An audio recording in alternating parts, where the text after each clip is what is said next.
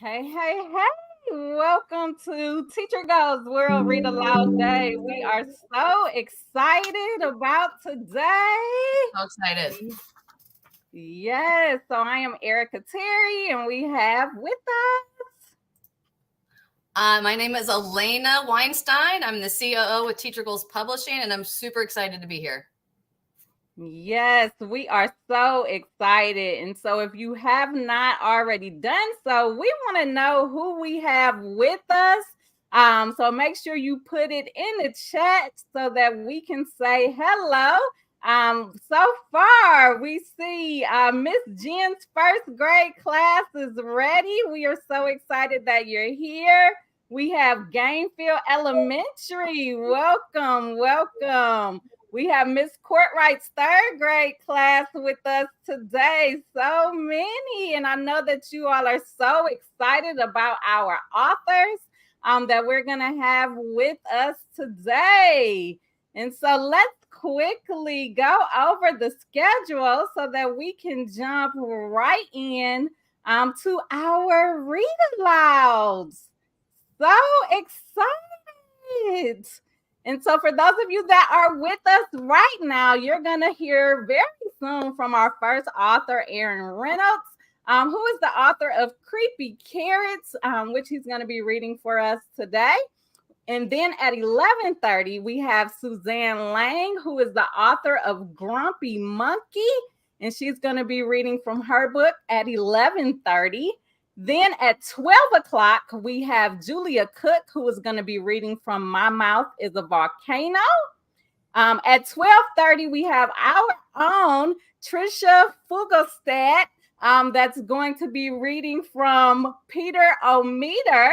And I'm super excited about that. And then we have last but certainly not least, Jeff Kubiak, who's going to be reading from Monsters Have Manners. So we are super duper excited about our schedule today.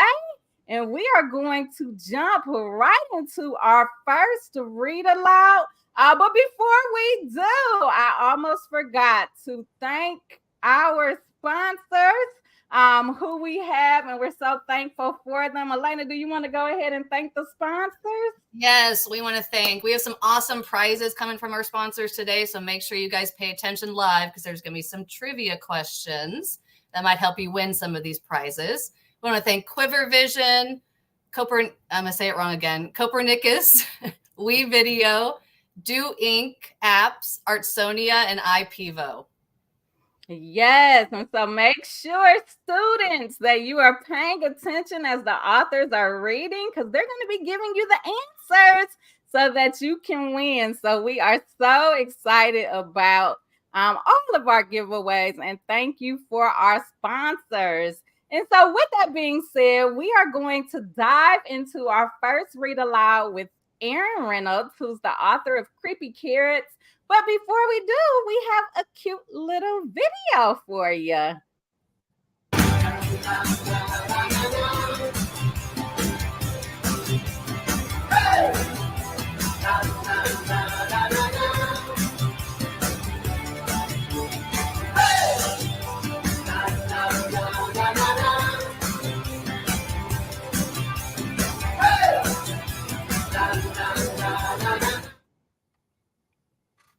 All right.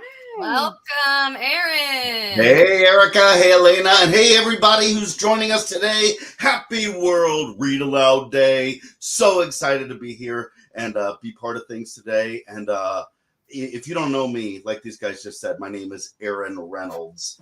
And I'm the author of hopefully tons of books that you already know and love.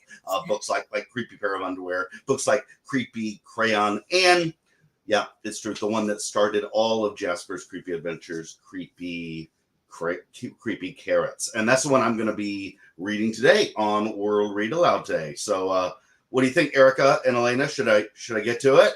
We're ready. I think you got it. All right, here we go. Those of you watching, whether you're at home, whether you're in the classroom, get all snuggly, bugly, wuggly, get all settled in, get all ready, because it's time for hopefully an amazing story. Here we go. I kick it old school. I'm gonna hold the book and read it. Yeah. All right, here we go.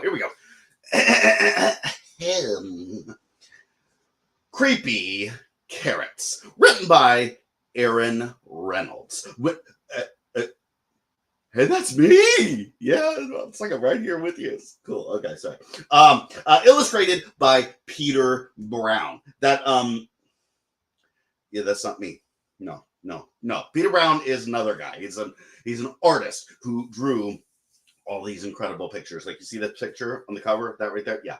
I can never draw that if you gave me like a gazillion years. I can never draw that. Yeah, that's all Peter Brown. He drew the pictures. Okay.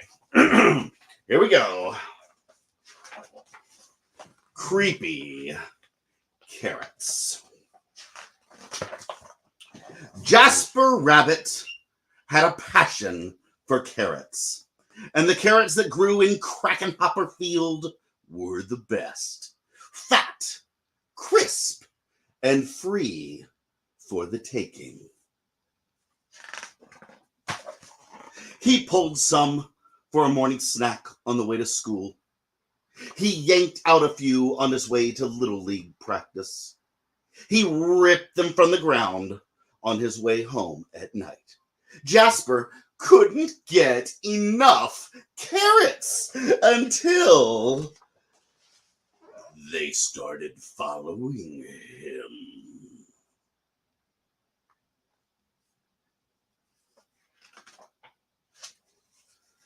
He first noticed something strange after the big game against the East Valley Hares. Jasper was about to help himself to a victory snack when he heard it. The soft, sinister tunk, tunk, tunk of carrots creeping. He turned, but there was nothing there. Just my imagination, he thought, but he hopped a little faster. That night, as he was brushing his teeth, there they were! Jasper whipped around, but nothing. He laughed at himself, picked his toothbrush off the floor, and went to bed quickly. The next morning, he approached Krakenhopper Field slowly. He reached for 2 wild carrots. Nothing happened. He bit into one. Nothing happened. Just my imagination. Creepy carrots. It was ridiculous. But when he arrived home that evening, Mom! Mom! Jasper screamed, "Creepy carrots in the shed!" His mom opened the door.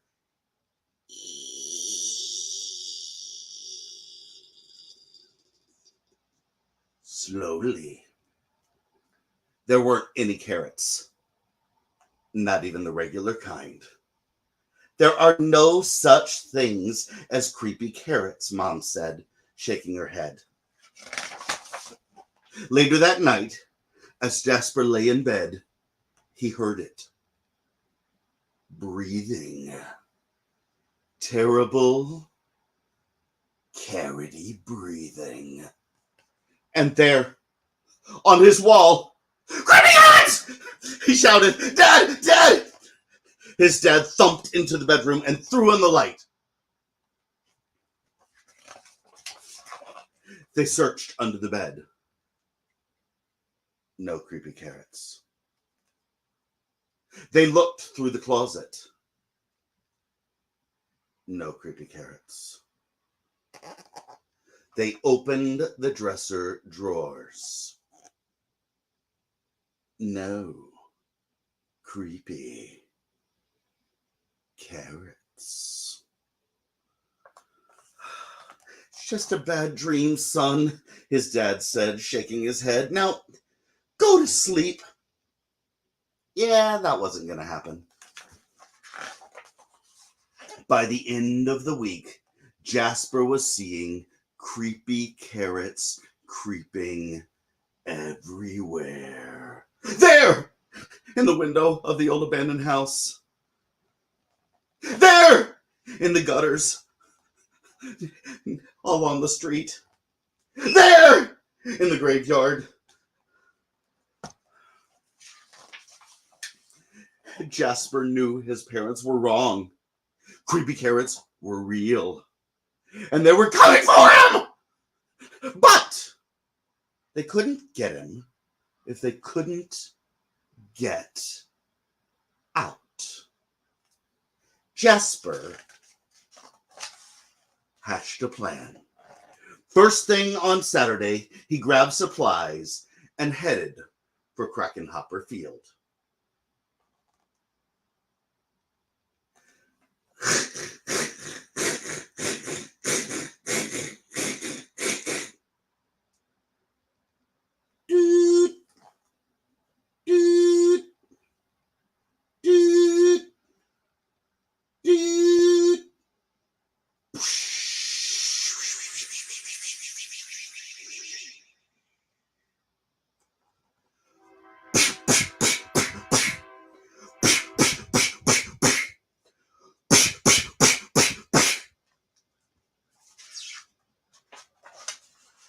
As the sun finally set across Krakenhopper Field, Jasper Rabbit smiled. On his way home, there was no tunk, tunk, tunk. There were no carrot-shaped shadows. His plan had worked. No creepy carrots would ever get out of that carrot patch again. And as the sun finally set, the carrots of Krakenhopper Field cheered! Their creepy plan had worked. They were sure of it. Jasper Rabbit would never get into that carrot patch ever again. The end.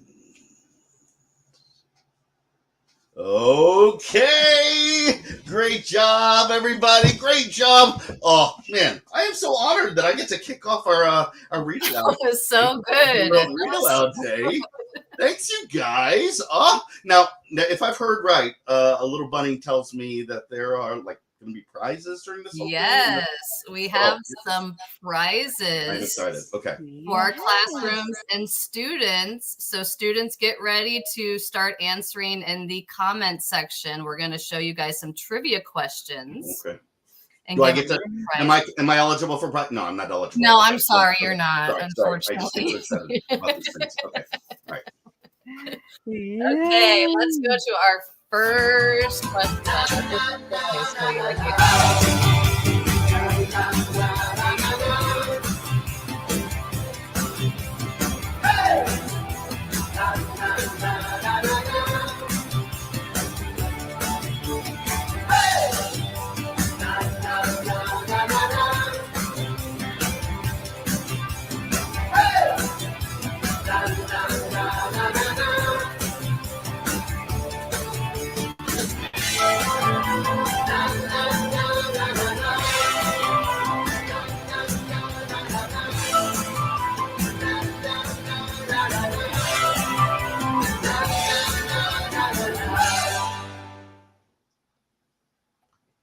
Cool. Those are some sweet prizes. Okay, so for Aaron's session, we are going to be giving away a Quiver Vision license.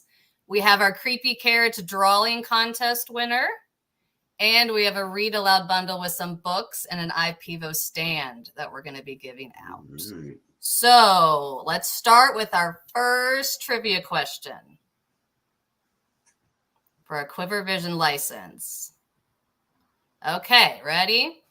Name the old black and white TV show that inspired the illustrations in Creepy Carrots. I know this one. I know this one. You know this one?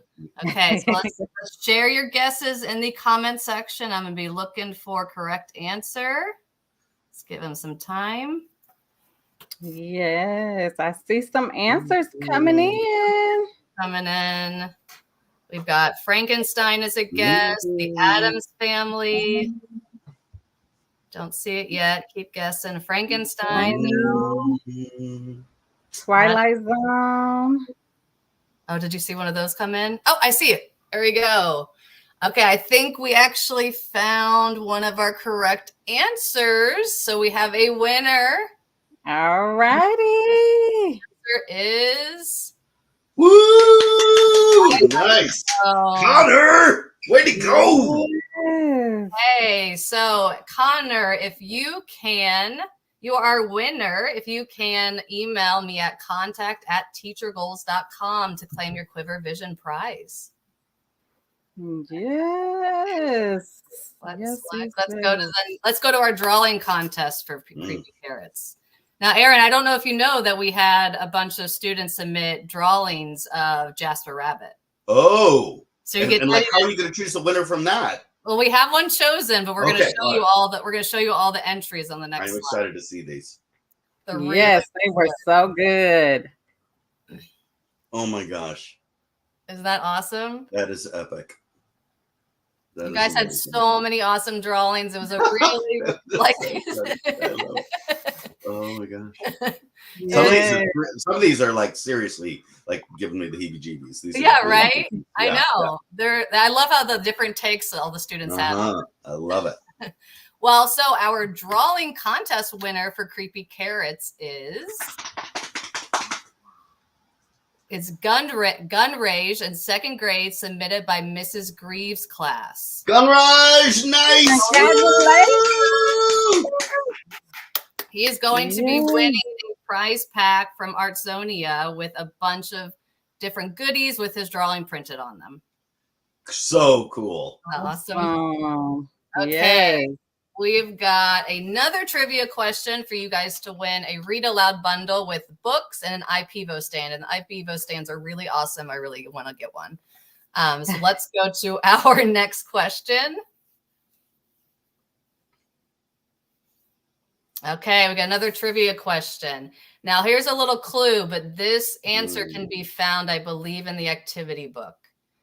Aaron is a pet owner to anywhere between 0 to 10 blank, depending on the day. So start sharing your answers and your guesses in the chat. I think this is in my bio too. So I saw some of the schools that I have visited live before on there. They've got a little advantage if they've seen it. Yeah. Okay, let's see. We got Bunny. And I think I see one of our answers. Yep. Okay, so we've got let me make sure I get we've got our winner. Geez, a lot of answers coming in. Okay, and the answer is goldfish. We have a winner here, and China Bean, if you could please email me at contact@teachergoals.com. China, your information for your prize. Sadly, the number is currently 0. Gold. Oh, that's too bad. Yeah, we won't get into the gory details of that.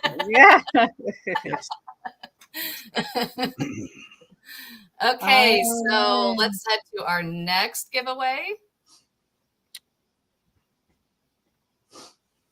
And this is just a reminder. So for anyone, this is our giveaway opportunity for anyone that's watching now or is going to be able to watch it on replay a few hours later. If you post with your school participating on social media and tag Teacher Goals, we're going to be picking 5 Amazon gift card winners today for each session. So make sure you guys share that out, and we'll be sharing those winners sometime tomorrow. Okay. So I think we are going to have some time to answer some questions for Aaron. Yes. So what I would like to see my students do in the comments is start sharing any questions you have for Aaron about him being an author, what inspired him to write these books, any questions you have about Creepy Carrots. So let's see what kind of questions we get. And here's how I roll, because I don't want to be the one to pick the questions. So I'm going to let Erica and Elena, you guys choose the question. I will pick the question. I'll answer whatever you read. Yeah. That way you're Let's see if we get a question coming in. Yes. Okay. Come on. Oh, here it is. Nice. Way to start it off, Lisa. Thanks for Way that. to start off. That's a great one. Okay, Aaron. So how old are you? Okay. Now, when kids ask me Give us this a question, range if you want. yeah, I always throw it back on them. I always say, how old do you think I am? Okay. And then they always say 100. And so, no, I'm not 100. No, and then they say 21, and I'm like, I always say, all right, little life lesson. If you ever have to guess a grown-up's age, just go like 35. Just go like somewhere in the middle. That's the starting point. Everyone's happy with 35. Yeah. So no, I am 53 years old. There you go. 53 years young. Yep. All right. Okay, we got a lot of other questions coming in. Yes. So next we have Kristen that wants to know, is there another sequel coming out soon? Okay. Well, I'm always writing new books. There's always new books on the way. I will let you know that there is another Jasper Rabbit picture book in the works. So you can look for more from Jasper Rabbit. But I'm even more excited about this. There is a series of creepy chapter books that I'm almost done with. These are stories inspired by Jasper's creepy tales, but they are not about Jasper. They are about all standalone characters, and Jasper narrates the series. So they are gonna. For those of you that read chapter books, 3rd, 4th, 5th grade, some of your 2nd graders, they're you'd be excited for these. I am super excited. They take the creepy to a whole nother level. Nice, that's Awesome. Okay. Michelle asked, how do you get the ideas for writing your books? Michelle, hey, so many kids ask me that question. It's such a great question, and I have a terrible answer. I have no idea. Yeah, that's so lame, but these ideas just pop into my head. I have a big imagination, so I think that helps, right? My wife has a word for it. She says I am professionally immature. So yeah. So those of you kids that your teachers or your parents say you're so immature, you know what? You can grow up and be immature for a living someday. That's a real thing. Yeah. Awesome. We have a couple of students that are asking the same question, which is, why did you want to be an author, or what inspired you to be an author? So we have Zoe and JJ in the 1st grade asking that. Good question. I didn't want to be an author at first. Like when I was growing up, I didn't know even being an author was a real job. Nobody ever told me like you can grow up and be an author. I had no idea. So I did other jobs first. And the job that I really thought I was going to do was I trained to be a professional actor. And so I went to college. I went to theater school. I studied acting. I moved to Chicago, where I live now. And I did that for about 10 or 12 years. I was a professional actor on stage. And during that time, I got a chance to write. I had never really written anything before. And it was a play for theater. Mm-hmm. And I was like, I love this. This is a thing. And then I got a chance to write a show for kids. And it was like for the first time in my life, like I felt like everything locked in. I was like, this is a thing. I like this better than acting. I was like, this is a job. Can I do this? And so from that moment on, I decided, even though I continued to act and do theater, on the side, I set my goal to see if I could become a writer. And after many, many years of trying and failing and not giving up and trying some more and failing and not giving up, I finally had one book and then another and then another. And now these days, it's what I get to do for my whole job. That's awesome. And I can tell that you had some training in acting with all of No. I'm very shy and quiet, laced up. Awesome. And I love the resilience of not giving up. That is so important. I'm so glad you shared that you had to try again. A long time it took me. I had a lot of failures. Yeah. A lot of publishers sent me letters back that said, hey, thanks for sending us your cool story. Yeah, no, it's terrible. It states we do not want to turn it into a book. We're not gonna publish this. Took a lot of sticking with it, a lot of grit to eventually become an author. Yes, so we have time for a couple of more, and we have a few people asking this question. Which book is your favorite out of all of yours? How am I supposed to answer that? I mean, that's kind of like asking me to pick my ugly kid. Yeah. How am I supposed to choose that? I mean, they're both ugly. No, stop it. Both of my children are beautiful on the inside. No, I'm joking. Sorry, I don't know why I'm like this. Okay, let me see. That's hard. I love Jasper and I love all his creepy tales. I'm gonna say I have a couple new chapter book series that are out in the last year or two, and one of them is an epic fantasy adventure comedy. I don't have it within reach, so I can't show you the cover. But go to the library and look it up. It is called Fart Quest. Yeah, you're welcome. You're welcome, grown-ups. And so.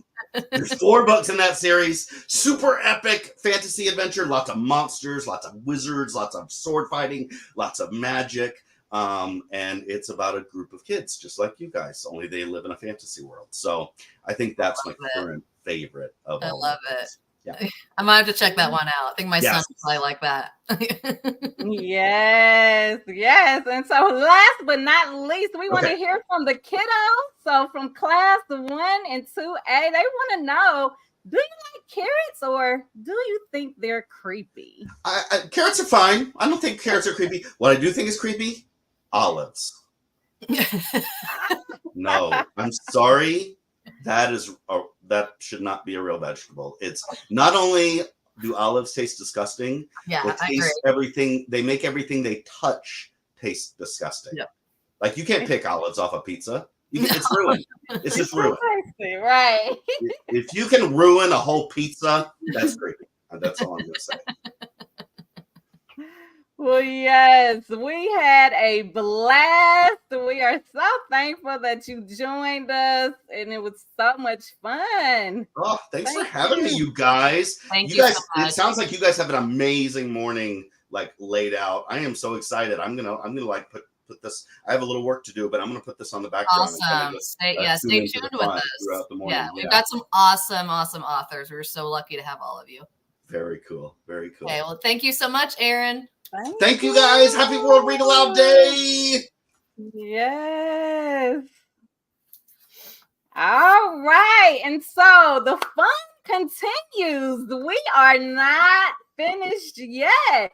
How many of you enjoyed it? I see the thank yous coming. So I know that you all had a blast and we're having so much fun.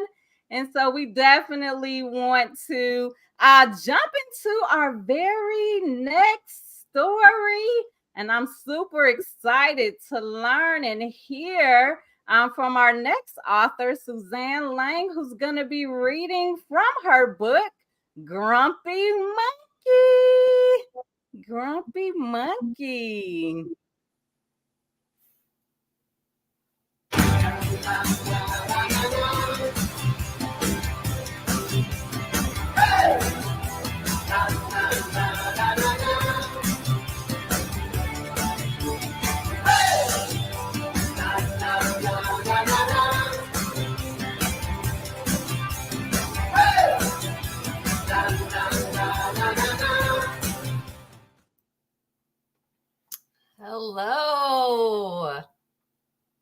Hello, welcome.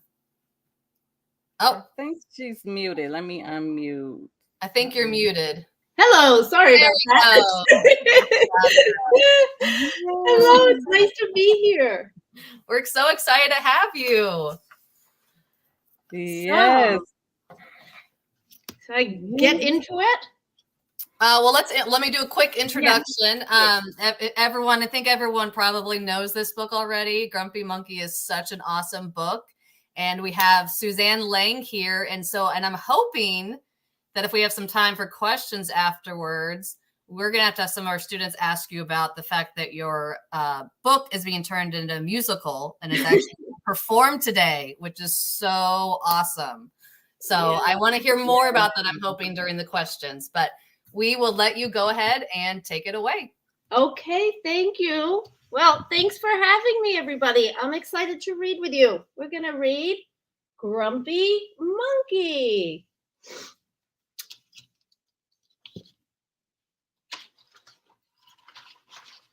I'm going to tell you all. So I make these books with my husband. I'm the author and my husband's the illustrator. My husband loves reptiles and amphibians. And so one neat fun thing when you're reading our books is look and see on some of the pages, he often sneaks in reptiles and amphibians. So it's just kind of a fun extra thing for you to look for when you read our books. Grumpy Monkey. One wonderful day, Chimpanzee woke to discover that nothing was right. The sun was too bright, the sky was too blue, and the bananas were too sweet.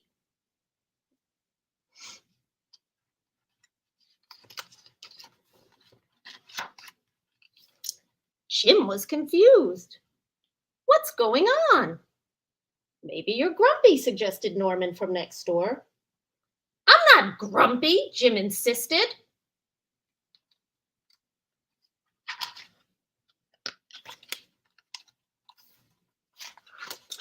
On his walk, he met Marabou. Jim's grumpy, Norman told Marabou. Why are you grumpy, Jim asked Marabou. It's such a wonderful day. Grumpy? Me? I'm not grumpy, said Jim. But look at how you're standing, Marabou said. It's true, said Norman. You're all hunched. So Jim loosened up.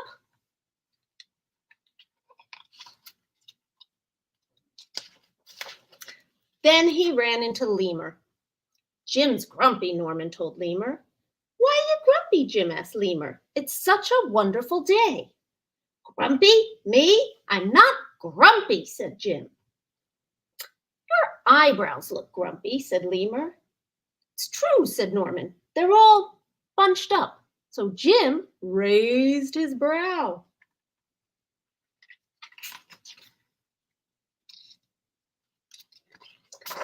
Then he tripped over Snake.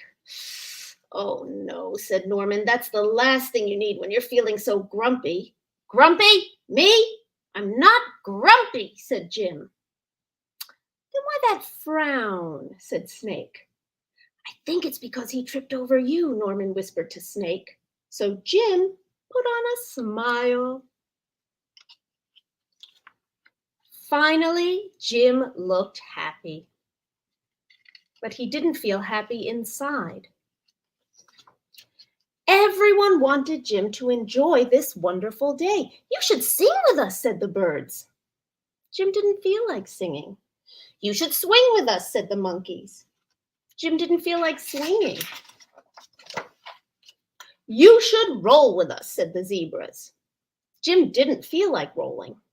You should stroll with us, said the peacocks. Jim didn't feel like strolling. You should lie in the grass. You should stomp your feet. You should take a bath and make a splash. You should hug someone. You should laugh. You should take a nap. You should eat old meat or some honey. You should jump up and down. You should sit in the sun. You should dance. But Jim didn't feel like doing any of that. Why are you grumpy, Jim asked the others. It's such a wonderful day. I'm not grumpy, shouted Jim as he beat his chest. And he stormed off.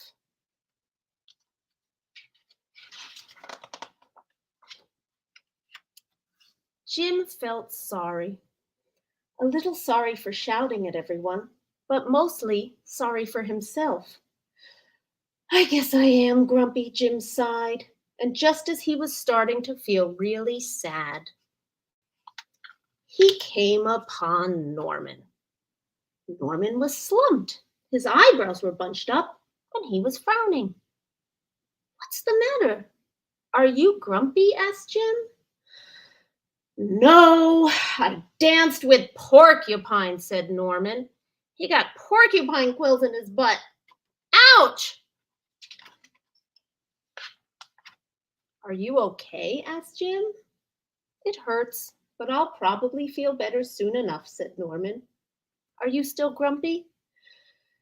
Yes, said Jim, but I'll probably feel better soon enough too. For now, I need to be grumpy. It's a wonderful day to be grumpy, said Norman.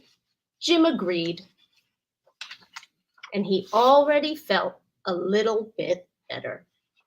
The end.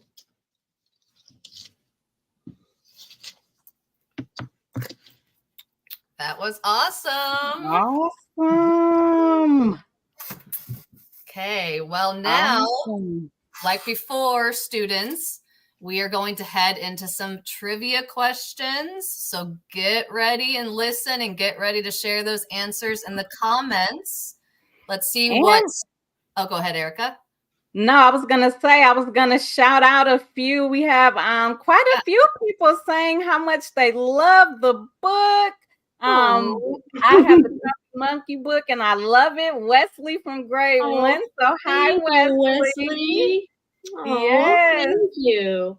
Buckner Elementary says that they love the book as well. Thank you, Buckner Elementary. Oh my goodness.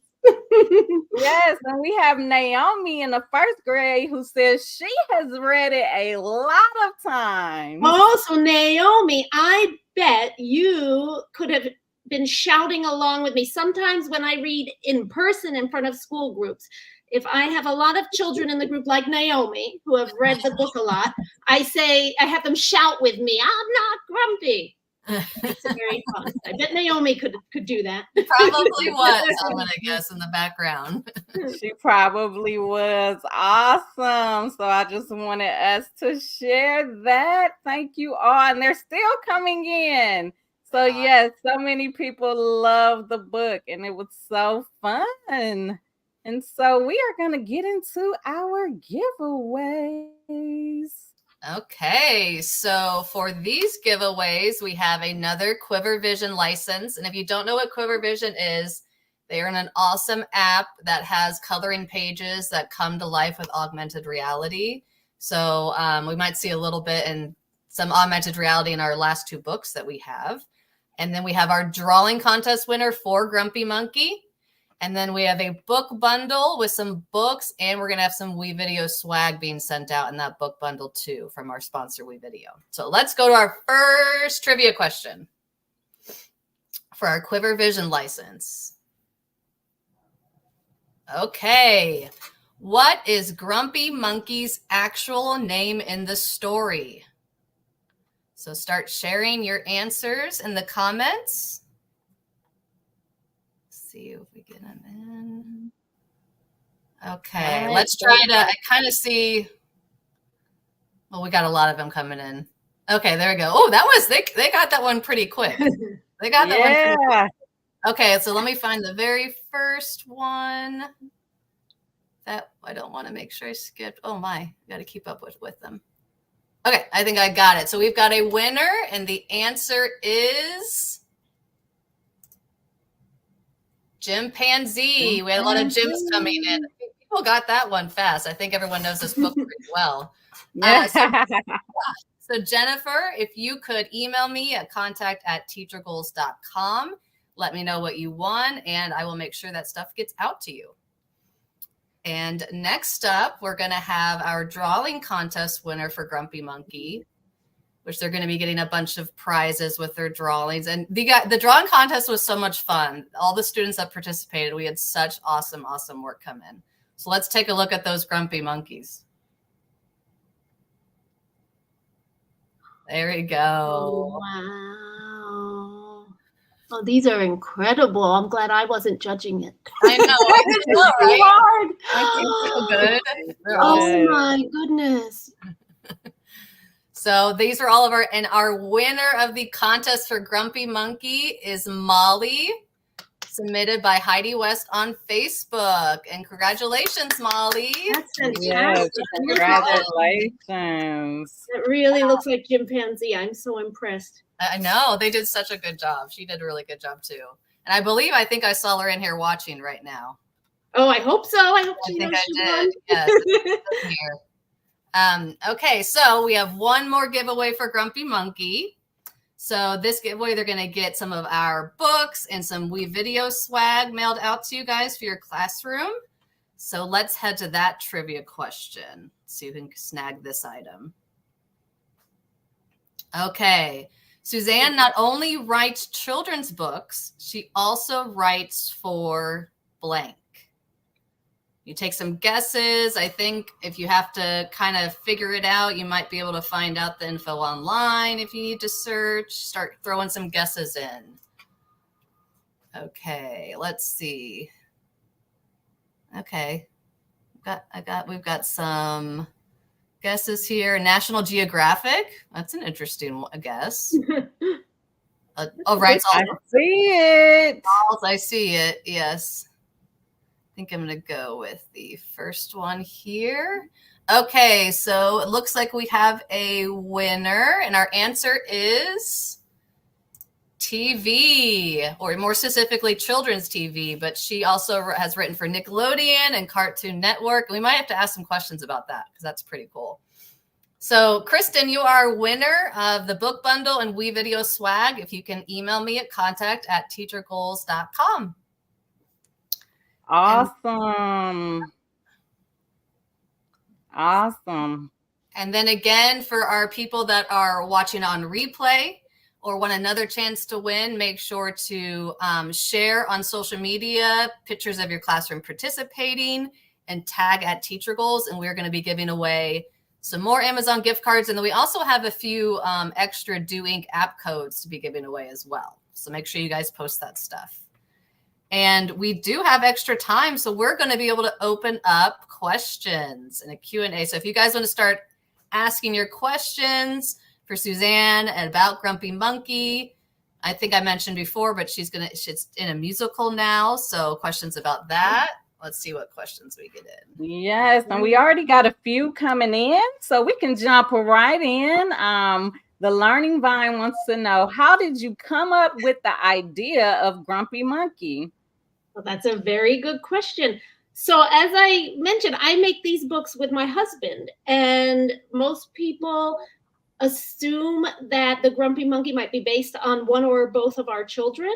But the surprise is he's a bit more based on me. And it predates us being parents, the idea. Long before we had kids, I was in a bad mood one day, and my husband kept trying to cheer me up, and I thought that was really annoying. I said, please, you know what? I just want to be grumpy. And because he is a smart and tactful person, he didn't tell me at the time, but apparently right in that moment, he had the thought like, that could be a good idea for a book. But he knew not to say anything in that moment when I was grumpy. And he kept that idea in his head for years. And then it was after we became parents and we were thinking a lot more about picture books as parents, that he brought that idea up. So that's where it originated. You just made sure not to mention it right away. You waited a few years. And that's the secret to our relationship, maybe. There you go. He can read the room really well.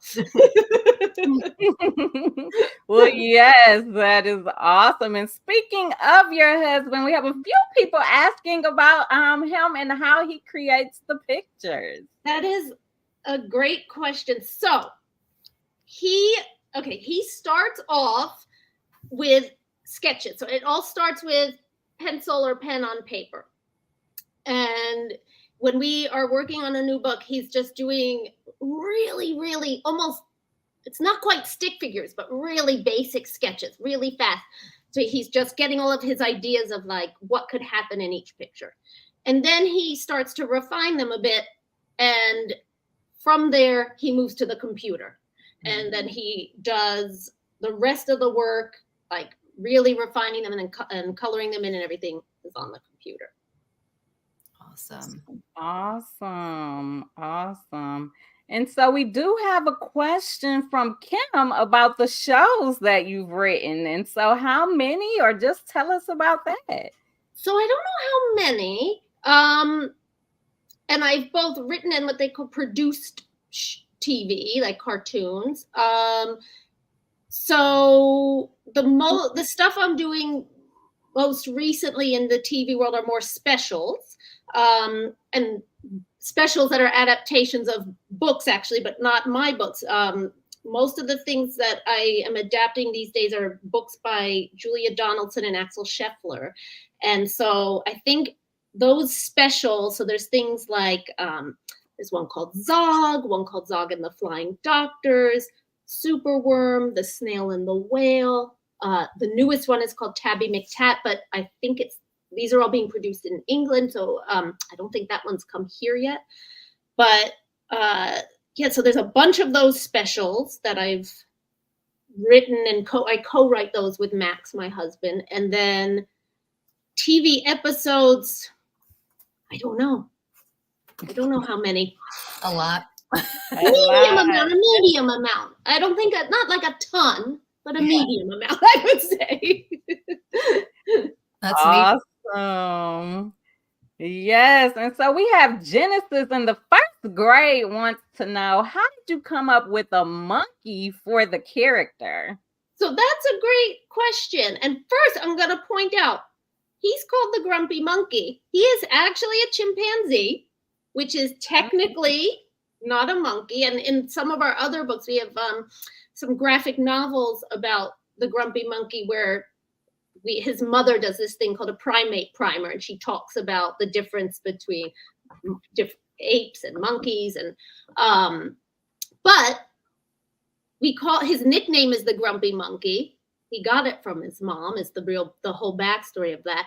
But we came up with that idea for a character. This is again Max's idea, and it was because he and I had taken a trip to Africa, and we went on safari, and we were captivated by so many animals, but especially all these primates that we saw. And the chimpanzees were so funny and so interesting. And then there was also just the idea of the name Chimpanzee was the kind of the thing that threw it over the top, that like, okay, let's go with this. Yeah. Yes, that is a great story. And so Janine asks, is Grumpy Monkey ever happy? Yes, he is, Janine. And I'm going to show you one of our new books. Look how happy he looks. So, so it's a good question. He definitely is often grumpy, often frustrated, often annoyed. But like all of us, he has lots of moods and feelings. And so he is sometimes happy. He's sometimes silly. He feels all the things. Mm-hmm. So yeah, the spring fever book, in that one, he's really excited and kind of, I have spring fever, and really giddy, I would say. He's excited about the spring weather, which I'm looking forward to. We all are. Yes. So next we have a class. Mr. Reeby's class wants to know, what was the first book you ever wrote? The very first one was called Families, Families, Families. And that was made when our daughter was a baby. And that was the first one. And then this one after that was called Hooray for Kids. That one, nobody bought it, and it went out of print, and we thought we'll never make any books again, but they had already asked for the Grumpy Monkey book, and so we made that one, and now we've made a lot of Grumpy Monkey books. Awesome. And speaking of the Grumpy Monkey books, Wesley, who's in second grade, wants to know, where can we buy Grumpy Monkey Party Time? That's a good question, Wesley. So you can go to, first of all, a lot of independent bookstores should have it, and if they don't, you can ask them to order it for you. So if you've got an independent bookseller in your town, I would start there. You can also, of course, take it out of the library. A lot of libraries have it, but other than that, it's in all the big places too. So you should be able to get it on Amazon or at Barnes and Noble, all of the places. If you also go to Penguin Random House's website, they link to all the different places online where you can buy it. Awesome. Miss Emily's class wants to know, how long does it take you to write a book? So it depends on the book and the type of book it is. So for instance, the original Grumpy Monkey picture book, it's probably if we're talking about just the writing,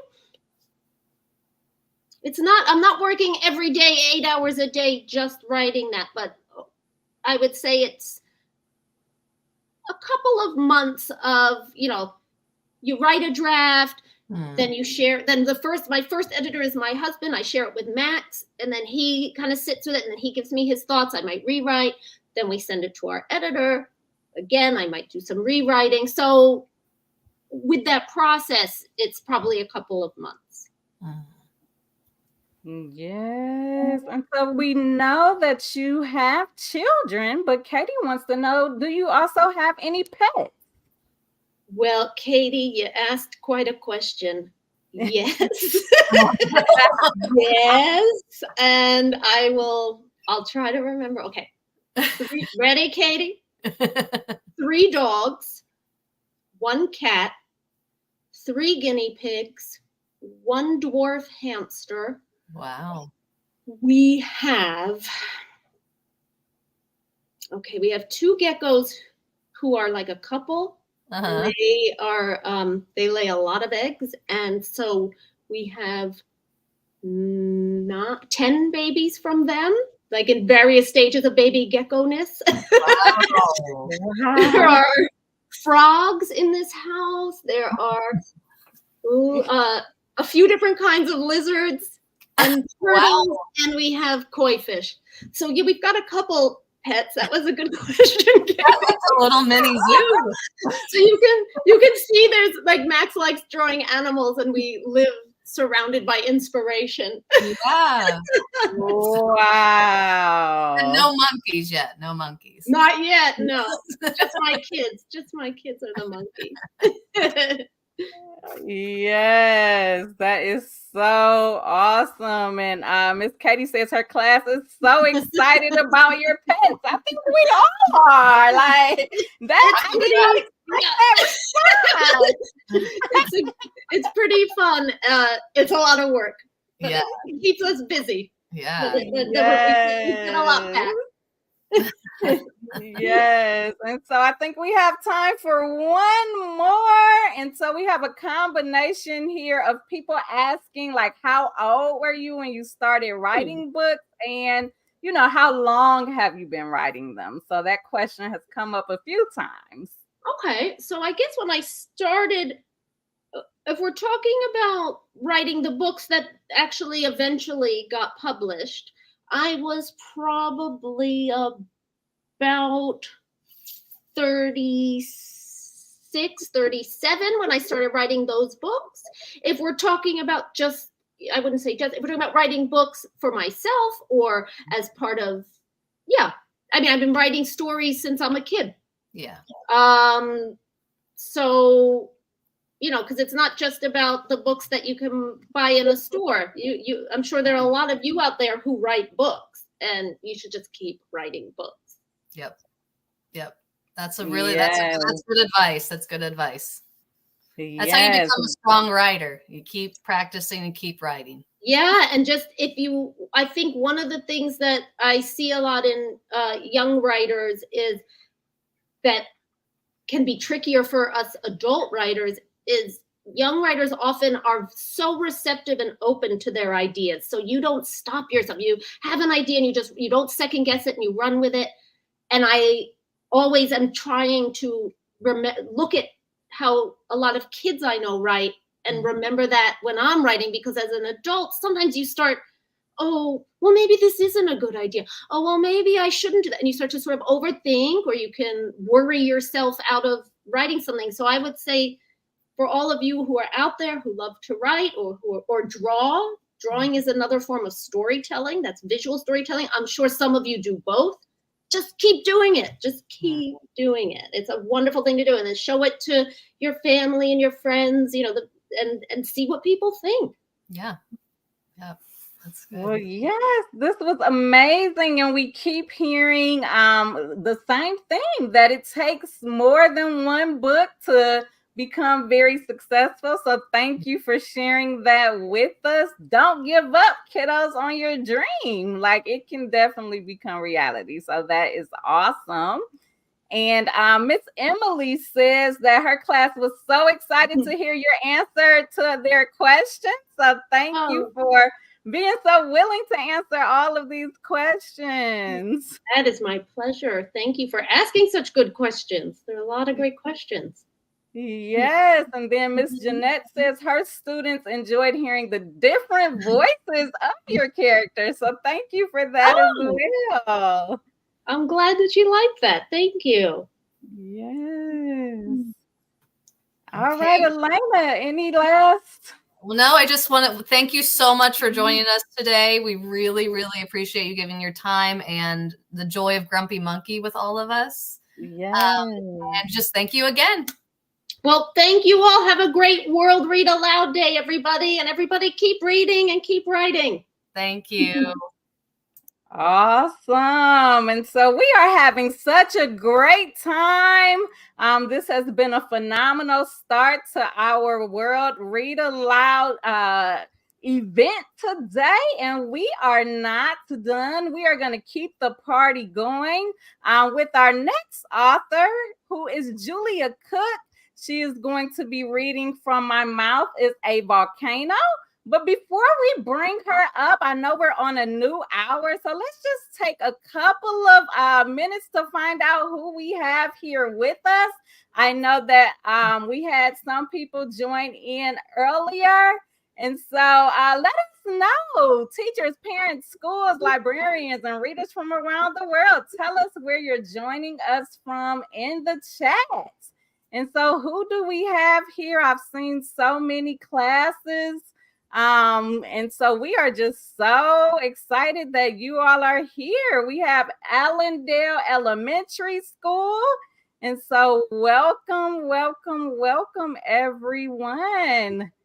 We have someone down here, Miss Grace class from BIA Charter Schools down here in Georgia with me. So they're in Norcross. Yes. Oh, we have Canada, Ontario class 1 and 2A. Welcome. Miss Dralick's 3rd grade class is here. This is awesome. Miss Smith's class is here as well.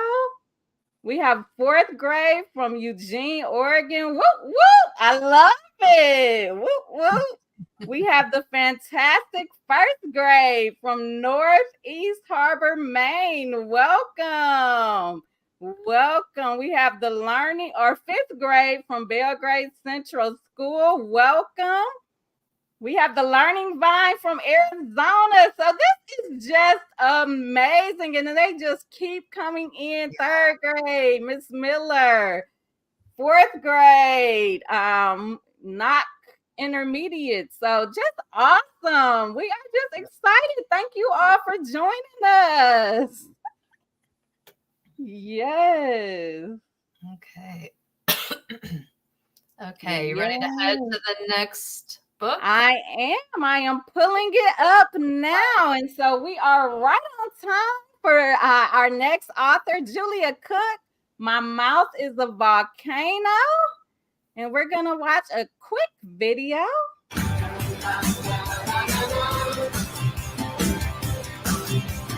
Hey!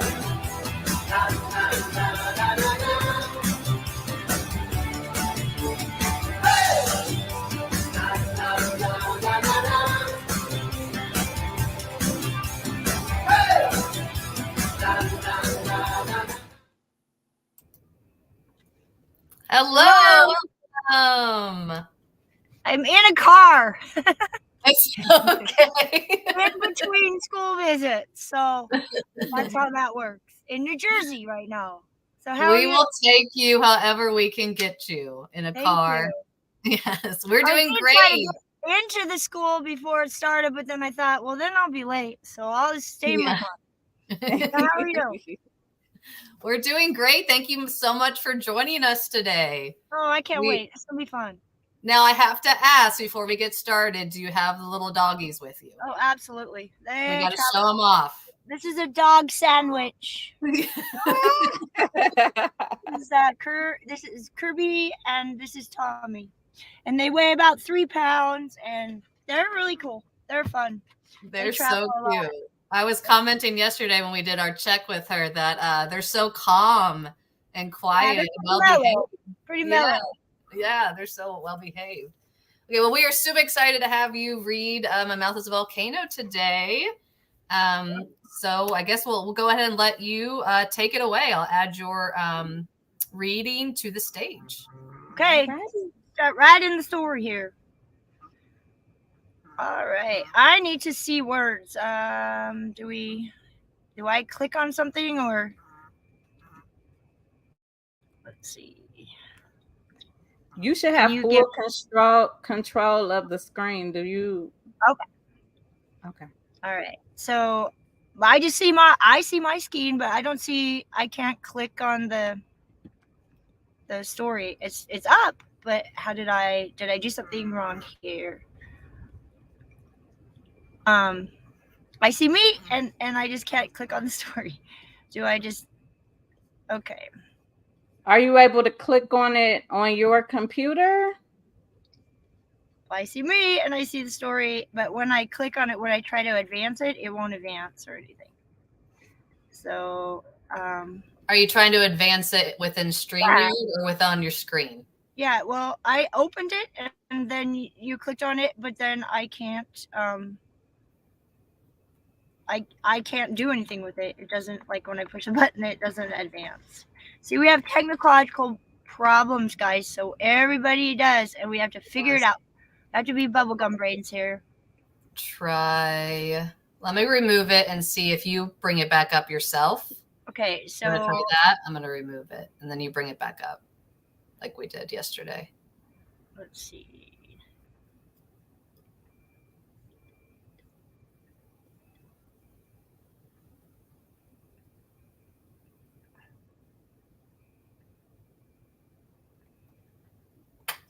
Try it again. All right. There we go. Yay. Got it? Okay, and then can you bring it up and share your screen and present so we can see it on our end? Okay, so I said, I believed it says stop sharing, but I am sharing, but that's not sharing, right? So. No, you were just a second ago. You can go back. You were just sharing a second ago. Okay. Now I have it on my screen. It's not on your screen. Is that right? Okay, now you need to, there we go. Now it's on our screen. You see it? Yes, we see it. Okay, yay. Okay. Yeah, are you able to move it fine? I am. Okay, my name is Lewis. Perfect. People say that I erupt a lot. I don't think I do. I have a lot of things to say, and my words are very important to me. When other people talk, words just pop into my head, then they slide on down to my tongue. Then my tummy starts to rumble, and then it starts to grumble. My words begin to wiggle, and then they do the jiggle. Then my tongue pushes all my important words up against my teeth, and I erupt. Words just explode out of my mouth. My mouth is a volcano. Hey, guess what, you guys? In class, my teacher says when we want to say something, we're supposed to look at her, raise our hand, and wait till she calls on us. I tried that. After I waited for like 62 years, my important words slid down from my head onto my tongue. My tummy started to rumble, and then it started to grumble. Words began to wiggle, and then they did the jiggle. Then my tongue pushed all my words into my teeth, and my volcano erupted. Teacher, I think we should have recess all day, and I'm hungry. Can we go to lunch now? My teacher was less than pleased. Louis, I know what you were saying is very important, but since it's not an emergency, you'll have to wait till I call on you. It was my volcano's fault. During story time, we were sitting on the rug, listening to Miss Polly read us a story about planting trees. All of a sudden, I thought about a time my grandpa and I planted 6 trees in his front yard. My important words slid down from my head onto my tongue. My tummy started to rumble, and then it started to grumble. Words began to wiggle, and then they did the jiggle. Then my tongue pushed out my words in front of my teeth, and my volcano erupted. Hey, guys, guess what? Once I planted zillions of trees in my grandpa, and Miss Polly asked if I wanted to go sit in the calm down corner. It was my volcano's fault. During dinner, Mom and Dad were talking about paying the bills. Then I thought about my friend Bill. Bill can blow a bubble inside a bubble when you chews 2 pieces of bubble gum. Now that is really important. My important words about Bill slid down from my head onto my tongue. My tummy started to rumble, and then it started to grumble. Words began to wiggle, and then they did the jiggle. Then my tongue pushed all my important words into my teeth, and my volcano erupted. Hey, Mom, Bill can blow a bubble inside a bubble with his gum. Louis, my mom said, you're interrupting. If somebody else is talking and you don't have an emergency, you have to wait your turn. But Mom, my words, they slide down from my head. Louis, you just did it again. Why don't you go upstairs and get started on your homework? I'll be up soon. But it was my volcano's fault. The next day at school was my very important day. I'd been waiting for about 126 weeks to be the student star of my class. This was my special moment. I got to share a poster with my class that had pictures of all my favorite things on it. I stood up in front of my class and started to tell them about the time when I went fishing. Halfway through my story, Richard started to tell everybody what he went deep sea fishing in Mexico. His story must have been better than mine because everyone started to look at him. He was stealing my important words. Richard, said my teacher, you just interrupted Louis. Please wait until he's finished talking, and then he might call on you. I couldn't believe that Richard interrupted me. That really made me angry. After talking about my fishing trip, I started to explain the x-ray of my broken arm. Just as I was getting to the good part, Courtney started to tell everybody about when she broke her leg. Courtney, said my teacher, you just interrupted Louis. Please wait until he's finished talking, and then he might call on you. I couldn't believe Courtney.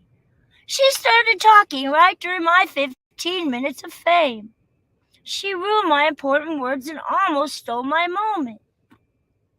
When I got home, I told my mom about being the student star and about Richard and Courtney erupting me. Now you see how we feel when you interrupt us, said my mom. Well, I never thought about that. It's just that I get so excited, words pop into my head, then they slide on down to my tongue. Then my tummy starts to rumble, and then it starts to grumble. Words begin to wiggle, and then they do the jiggle. Then my tongue pushes all my words into my teeth, and I erupt. Words just explode out of my mouth, Mom. My mouth is a volcano. Maybe Richard and Courtney have volcanoes in their mouths too, said my mom. Well, I never thought about that. Louis, the next time your important words are pushed into your teeth by your tongue, bite down really hard and don't let them out. Then take in a deep breath and push all your words out through your nose. Then when it's your turn to talk, take another deep breath and breathe them back into your mouth. Will that work? I asked. I think you can learn how to make it work, said my mom. That night at the dinner table, my sister Sylvia was in the middle of a long story when my important words slid down from my head and my volcano started to do its thing. Just as my tongue started pushing my words through my teeth, I bit down really hard. Then I breathed all my words out through my nose. I took a deep breath, and back in went my very important words. I was amazed at how they just hung around outside my mouth and they didn't float away. When Sylvia was done talking, I told my story and didn't interrupt anyone. After that, I never erupted again. Well, except for the time Bill's bubblegum got stuck in my hair. But that was a real emergency.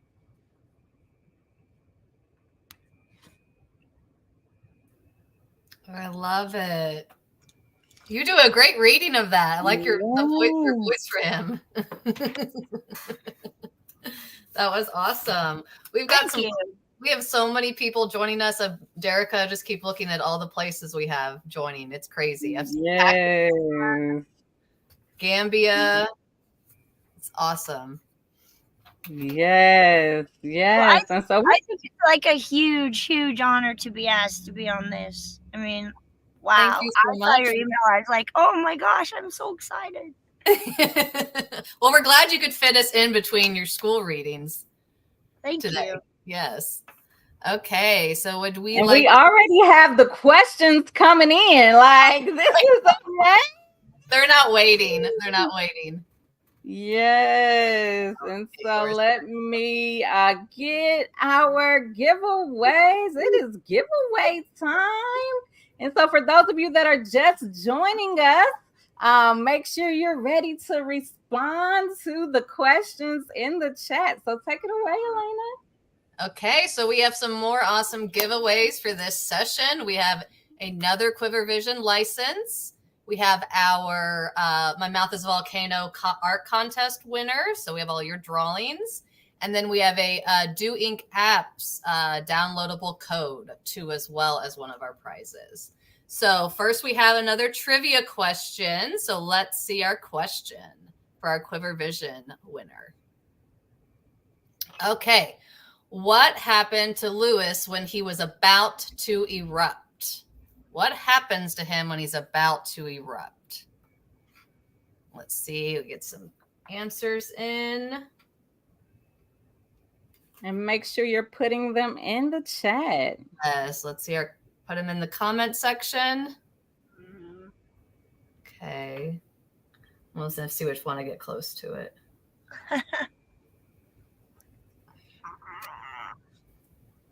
Okay, I think we've got one that's pretty close. Okay, I see some coming in. Let me find our first. People are good at this. Find our first guess. Okay, I think we've got a winner here. Right here. And the answer is...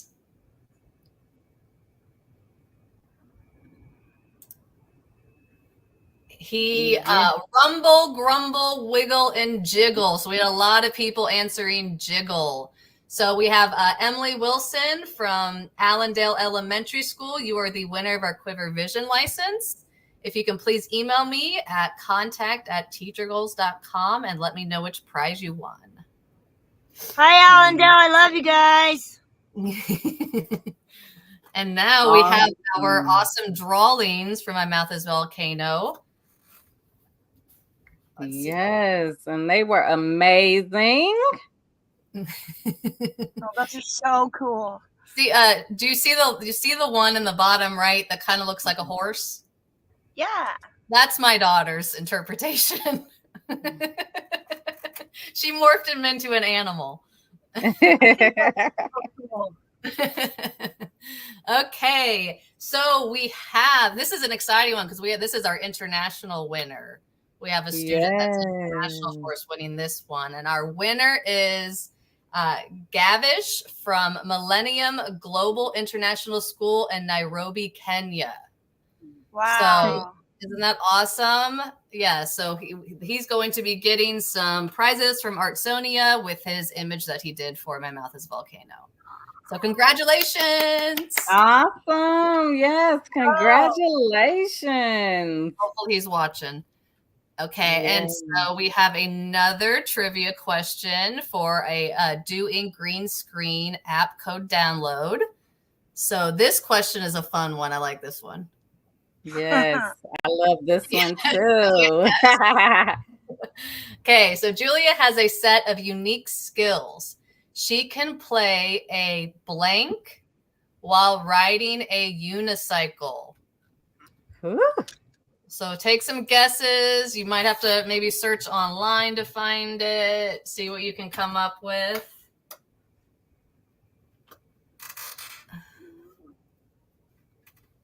Okay, we've got trumpet, flute, violin.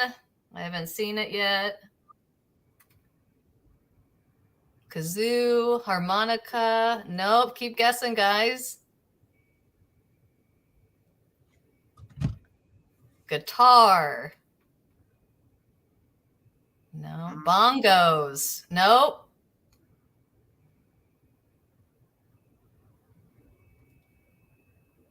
I'm waiting. Ukulele. They're guessing a piano. We're gonna get there. I feel we'll get there. Yes. It's kind of a unique. Oh, I found it. We found one. Okay, we have. I see it too. Yes. Okay, let me make sure I don't lose that answer. Okay, and the winner answer is accordion. And what I'm really excited about is we have a video preview of this happened in real life. So, Sarah, you are our winner. If you can please email me at contact@teachergoals.com to get your information. And we have a little video of Julia actually performing this talent. So let's take a look at that. Yes.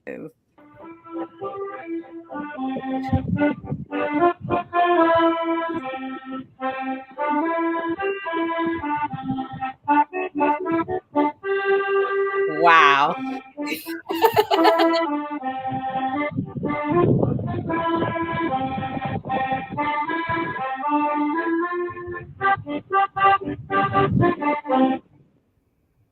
Awesome. That is amazing.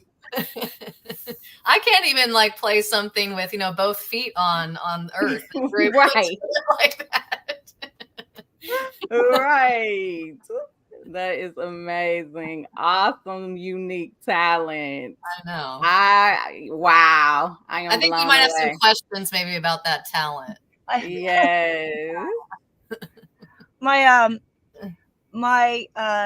mom put me in accordion lessons so I could be one of the cool kids when I was 6. And then I got a unicycle when I was 7, and I put them together when I was 10 because I wanted to be in a parade.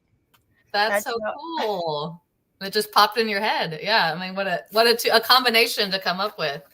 And our last giveaway, as a reminder, if you guys have been watching, if you're watching the replay or watching live, you can post your class participating on social media and tag @teachergoals, and we are going to be giving away some Amazon gift cards and some more Do Ink app codes. So make sure you guys do that. Sometime I'll be checking in by about tomorrow evening, so try to do it before then.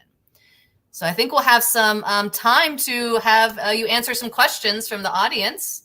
Okay. So let's see what kind of questions we have coming in.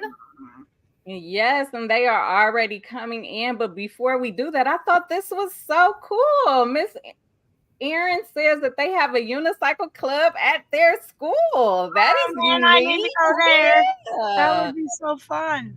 Yes. So they're going to have to invite you so that, you can hang with the unicycle club. That is awesome. Yes. And so we have some great questions. This one is pretty unique. We haven't seen this one yet. So Tania says, what was your favorite book as a kid? The Giving Tree. Oh, that's a good one. Yeah. Yep. That's always. A good one. I mean, it was just one of those. Yeah. So.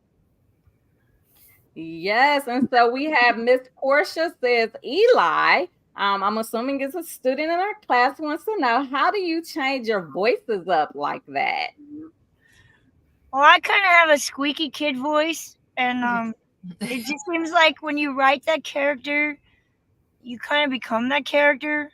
Mm-hmm. So I kind of think like I'm 59, but I write like I'm 8. And so you just kind of have to be 8 when you read it to make it real. You know what I mean? And so there's a lot of feelings and passion and emotion, and it's kind of weird, but it just comes out kid. Like I can't read it adultish even if I try. Yeah. I never yet. Yes, the voices must have been a hit in this class because we have another student, Arteria, who wants to know, does it hurt when you change your voices? Well, I talk a lot for kids. I talk so much I get so sick of me, you guys.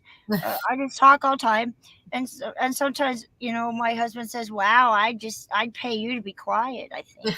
But anyway, no, it doesn't hurt because you practice. I mean, you work at it all the time. It's like, but when I get laryngitis or a cold, it's really hard because I have to really push my voice to make those voices, and it's hard to do it when you're sick. But when you're well, it's easy.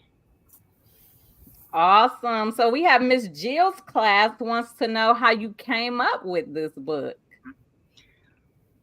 Well, I mean, kids interrupt all the time, and in order for kids to learn, you need 4 things. They have to be able to see it, they have to be able to hear it, they have to be able to feel it, and they have to be able to do it.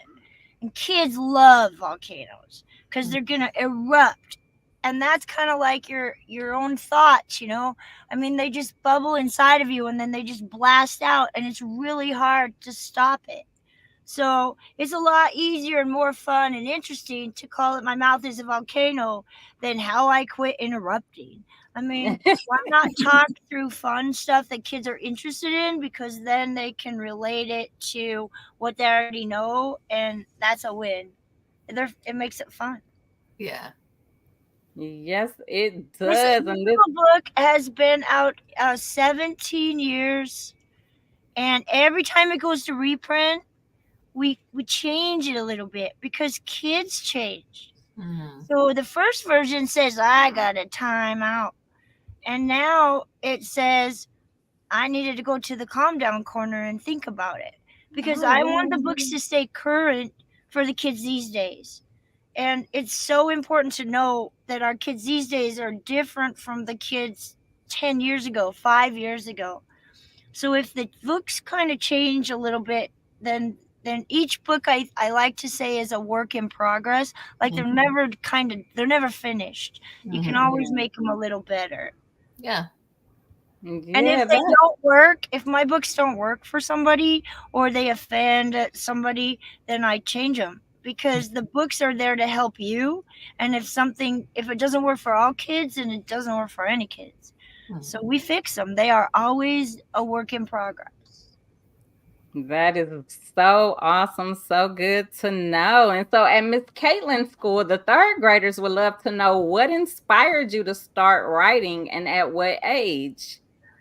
Well, I was a middle school teacher turned school counselor. The kids in my building could not stop tattling, and the teachers were ready to pull their hair out. And we have like this much to teach you, and we have this much time to do it. Yeah. So if we can read you a book and the book has good stuff, the good stuff goes in your head and stays there after we get done reading.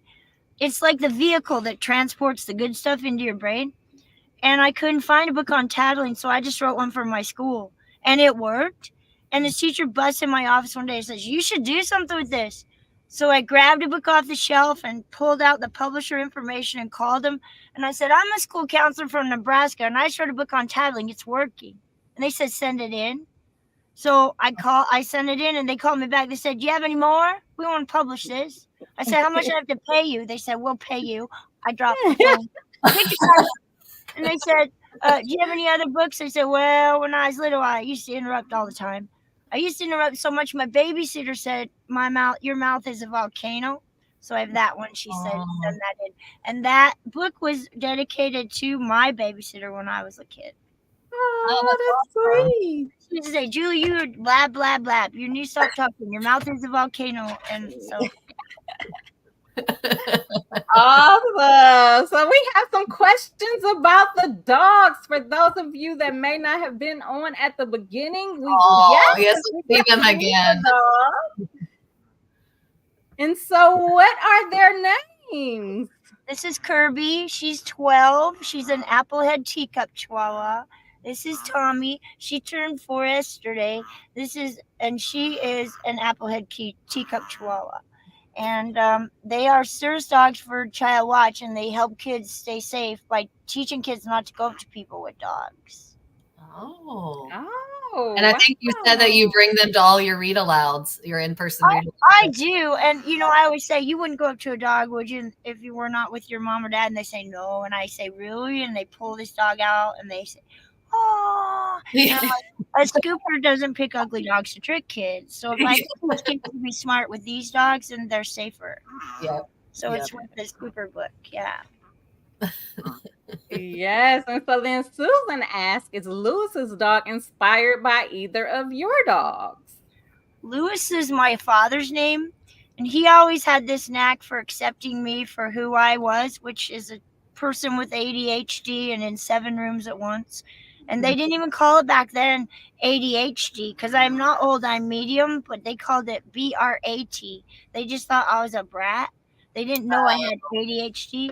And so he just kind of always knew how to accept me for who I was. And so as a tribute, I named the first kid Lewis in the book. But he never lived long enough to see those books. So I feel bad about that.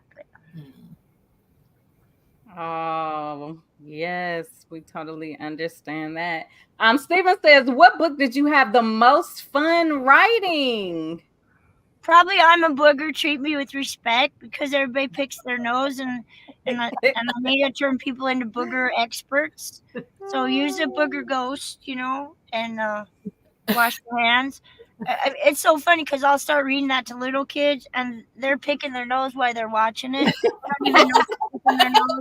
And the teachers are about ready to fall out of their chairs because it's so gross. And it's just a hard one to teach, but it's so funny.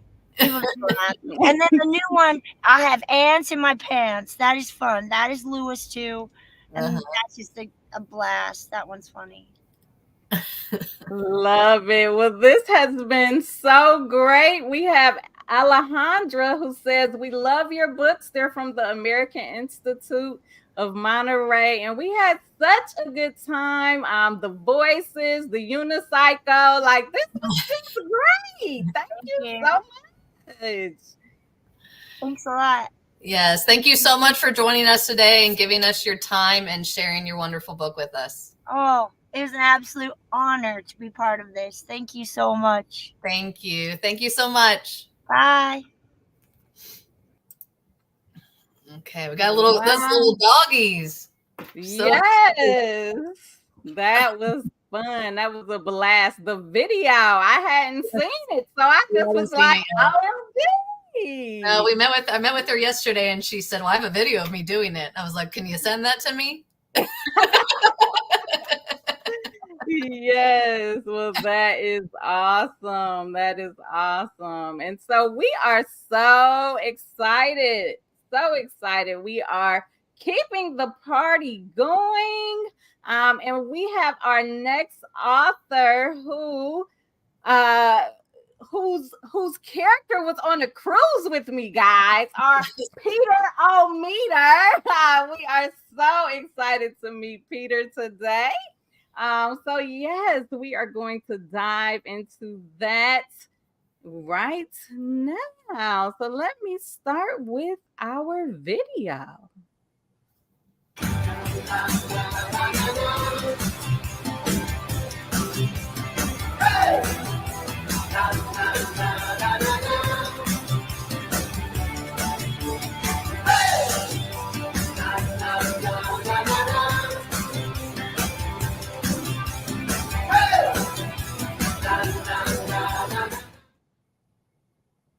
Yes, Tricia. I'm so excited to be here. I was just thinking about last year I joined World Read Aloud and I was in the audience, and now I'm here. I'm actually going to read a book that I wrote. Yes, and we have people so excited that you're here. We already have Heidi who's saying can't wait to share Peter with the students. We have Heather who's like, Tricia's creativity is so inspiring. Our second graders love her. So we are just excited that you're here. Oh, so excited. Thank you so much for letting me be a part of World Read Aloud. It's awesome. And I'm so excited to share Peter Omnimeter. And I have to give a shout out to Tricia that if you guys have been using the activity book, she made all of those awesome pages for you guys. And I just want to give a big thank you to her because she's so talented. Yes, she is. Okay, well, we will let you get started, Tricia. Alrighty. Okay, so I'm going to be sharing my animated version of Peter Omnimeter, and I have to say it's interactive, so get ready in the chat to help Peter when he asks for help about which button to press, okay? So this book is for anybody who's ever had their buttons pressed by Tricia Fuglestad. And it also comes with augmented reality surprises. So if you have the physical version or even the Kindle version, you're going to want to download the Quiver app so that you can scan things. You'll see that the book cover and pages come to life. And Quiver included a coloring page, and when you color that page, you can scan it with the Quiver app and see a 3D model of Peter Omnimeter show up, and you can actually press the buttons and see the different expressions show up on his face and hear the music that matches.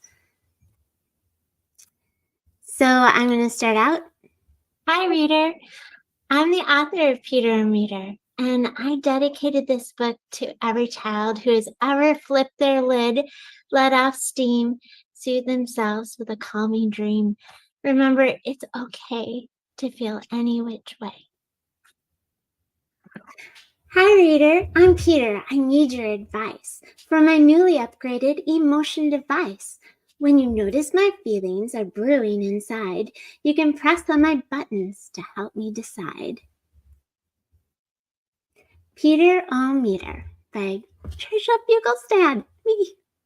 This is really exciting for me to say. When robots have feelings that cross other wires, their detectors break down and their signals misfire. And that's what occurred with one emotion bot who needed tweaking to his 6-button slot. The programmable, empathetic, touch-sensitive pad for emotional robots who feel good and feel bad needs to calibrate fully to fine-tune the sensors. Each cause and effect cues the feeling dispensers. The Tinkertron bus hovered up to the stop. Peter took a deep breath, then jumped on with a hop. I'm off now, Lumamum. Do, Dad. Goodbye. His parents called out, go ahead and just try. Let the feelings you feel today act as your guide. Your computer and motor can help you decide. So Peter Omnimeter, an emotion bot, went off to school, ready or not. The lift opened up and he rolled into class. His friends gathered round saying, Peter, at last! Their speech filters failed and they spoke out of turn, inquiring with glee about Peter's return. Your panel is different. There's much more to press. Just look at those feelings you get to express. It must have been hard with your system outdated. Do you choose for yourself? Is it automated? Magnetic and microwave. Just look at my pad. There's anger, joy, calm, loving, worried, and sad. Yes, electronic and ionization. I push my own button for each situation. I need a tune-up. Click to mute the whole class, shifting everyone's eyes to the lesson's first task. Today, you'll explore one of metal's properties to compute your melting point in Fahrenheit degrees. By knowing your limits, you might not melt down.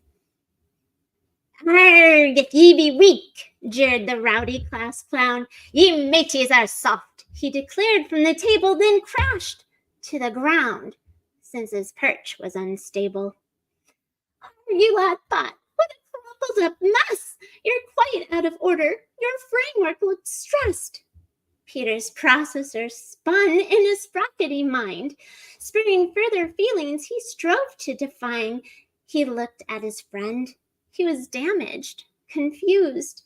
Then he searched all his buttons for the right one to use. Reader, it's Peter. Please give your advice. Which button should I press on my emotion device? All right, I'm going to need your help. At the count of 3, you're going to say which button you want to give advice to Peter for pressing. Okay, you could say a color or you can say a feeling. 1, 2, 3.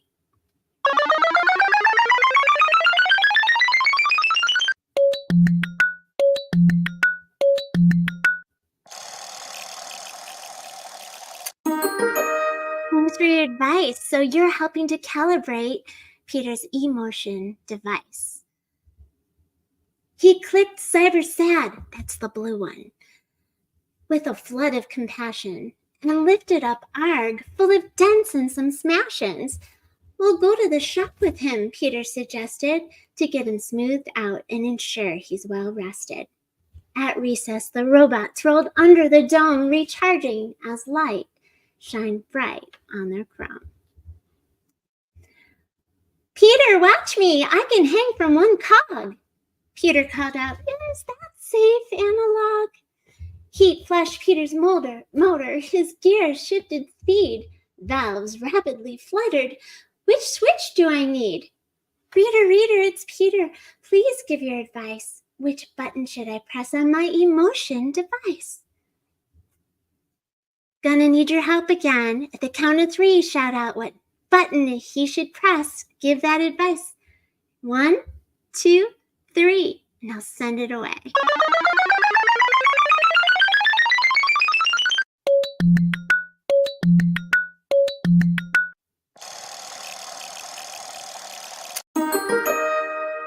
Thanks for your advice to help Peter calibrate his emotion device. Anxietizer mode, that's the orange one, signaled danger overhead. Peter made maneuvers, metal arms outspread. He caught Analog as her cog grip gave way, then set her down safely, reeling back to play. Hey, Peter, come join us, called out Regulator. We need another bot to play Circuit Maker. Let's link our energy in an endless robot chain. You can take Maggie's place. Her power's all drained. Removed from the game, Maggie slumped by the plug. She's no fun this way, Reggie said with a shrug. A hot flame ignited deep within his chest. Maggie was excluded, dismissed from the rest. Bubbles were brewing. He boiled up with steam. His lids started rattling. What could all this mean? Reader, it's Peter. Please give your advice. Which button should I press on my emotion device? Again, we're going to need your help, and we'll send it to Peter. At the count of 3, say what button he should press. 1, 2, 3.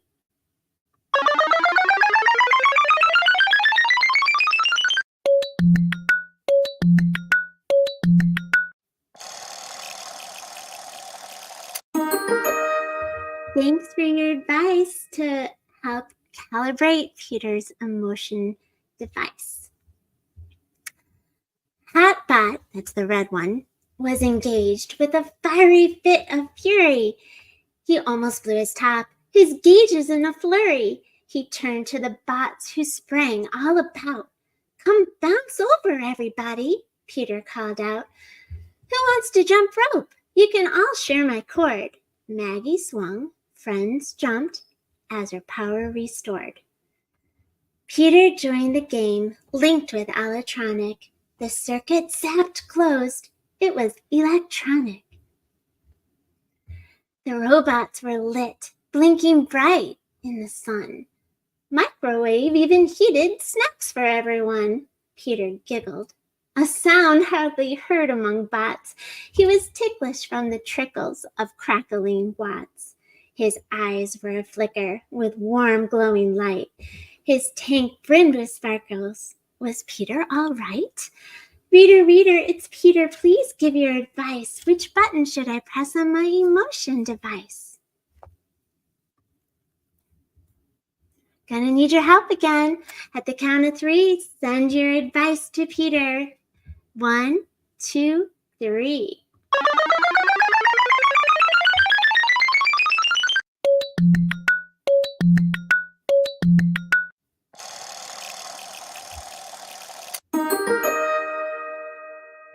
Thank you for your advice. Rigamajoy, the yellow one, was pressed with a surge of flowing glee. It burst Peter's resistors with luminosity. Since metals conductive, the joy found a way. One by one, grins arose on each robot's display. Recess abruptly ended, signaled by a chime. Peter was too wound up from his exciting time. He pondered for a while how to realign his thoughts. Is there something on my panel that settles silly bots? Reader, it's Peter. Please give your advice. Which button should I press on my emotion device? Send your ideas again at the count of 3. 1, 2, 3.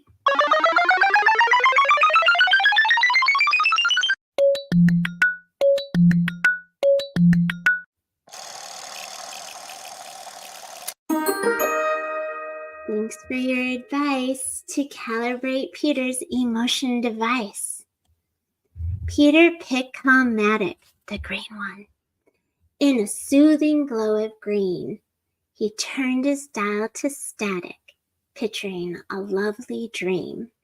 He could hear the gentle idle of his generator's hum, his wires firmly grounded with solar panels soaked in sun.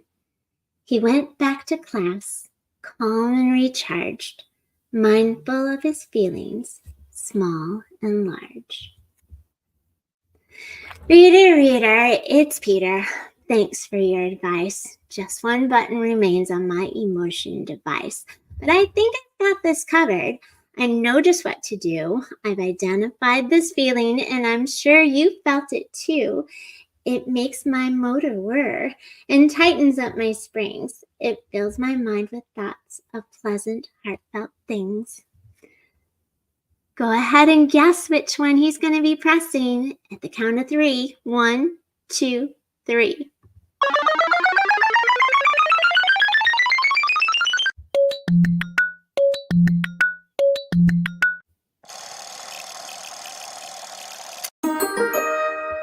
Let's see what he pressed. Then Peter did something he hadn't before. He reached down himself to press Auto Adore, the purple one. The end.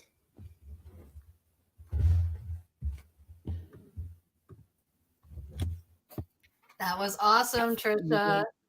Yes, it was so interactive. I love the buttons.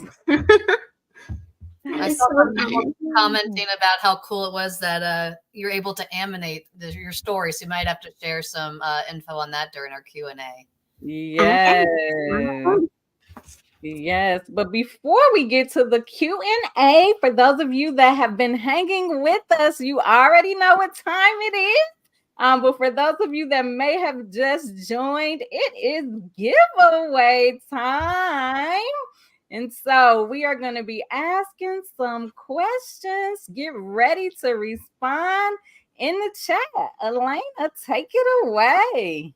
Okay, so for the Peter Omnimeter giveaway round, we have a Peter package that's going to come with the book, the coloring book that goes with it, and also the Peter Omnimeter t-shirt, which sneak peek about it is that actual image comes to life with augmented reality on the t-shirt. It's pretty cool. And we're going to have our drawing contest winner for Peter Omnimeter.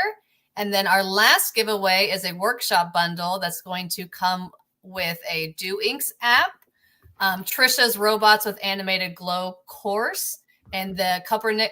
I'm saying it wrong again, Tricia. I don't know if I could say it right. Copernicus. I always pronounce it wrong. Yes. You know when you have something in your head wrong the first way, and then you can't just trick your brain out of it? Yes. Okay, so for our first giveaway for the Peter package, we are going to have a trivia question. So get ready to share your answers in the comments. Oh, we didn't see it. We didn't see it. Okay. Yeah, the answers didn't come through, so you're good.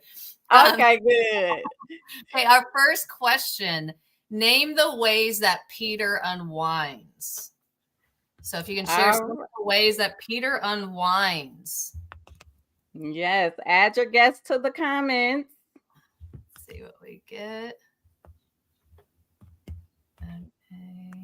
Okay, I think I might see one that probably counts as a correct answer. Okay, yeah, I'm gonna go. Okay, so I think some of them are close, they're not exact, but I think we're gonna go with this one. So we have a winner, and the answer is. Now I can show There you it. go. And I'm gonna have this be our winner here. Play his guitar for music. Yay, Heidi. So those are all of the different ways that Peter unwinds. We have pet the cat, doing yoga, drawing, playing music, reading, or soaking in the sun. Those all sound like good ways to unwind. So Heidi, if you can email me at contact@teachergoals.com to claim your Peter package prize. Woohoo. Now we get to check out all of our drawings. We had a lot of Peter entries. Some really, really, really, really, really good ones. Look at all of those. Wow. I think people really like drawing robots. I mean, robots are fun to draw, so that was an easy one to do. So we had so many awesome entries, but we have a winner that's going to win our prize package from Artsonia, and the winner is... We have Ishmael from Art Club from E.M. Rolling's STEAM Academy in North Carolina. Wow. Congratulations. Beautiful. He looks just like Peter. He does. Shading and coloring is really good on him. Yes. Awesome. Love it. Love it.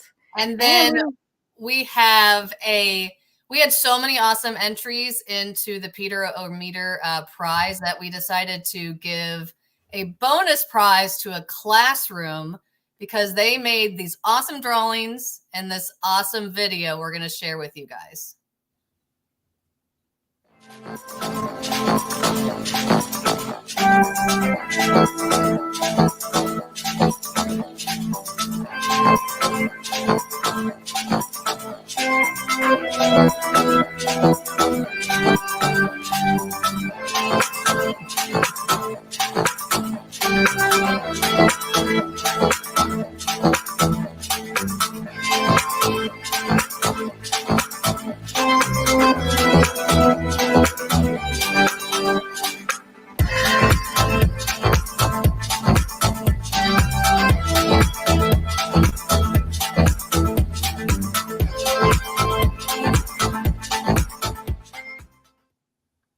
I love that so much. So that came from Heather Brown's class and East Coloma Nelson's second graders in Dixon, Illinois.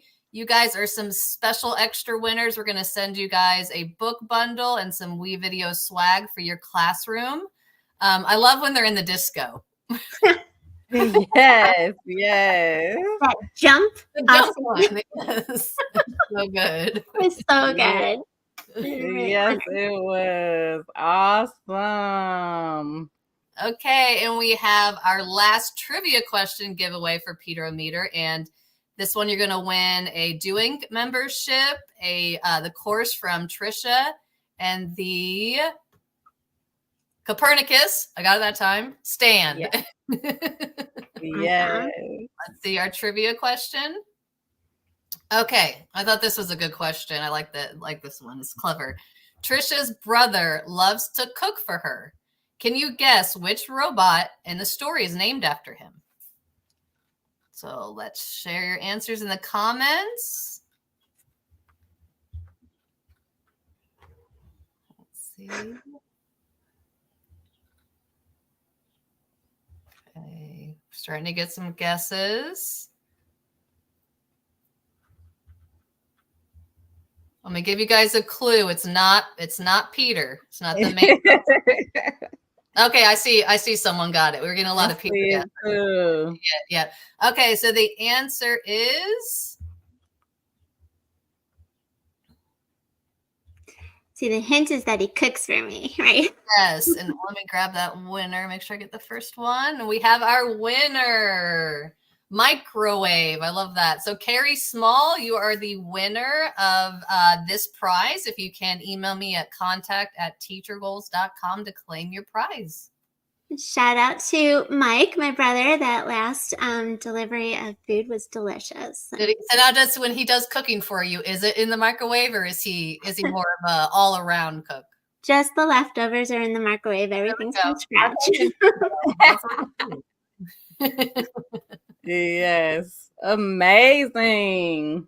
And then as a reminder, we're going to have some giveaways that are going to be happening after the show. So if you're watching this on replay or currently, make sure to share your class participating on any social media channel and tag @TeacherGoals. And we're going to be giving away some Amazon gift cards and some more Do Ink app codes to some of our winners. So make sure you guys do that as well.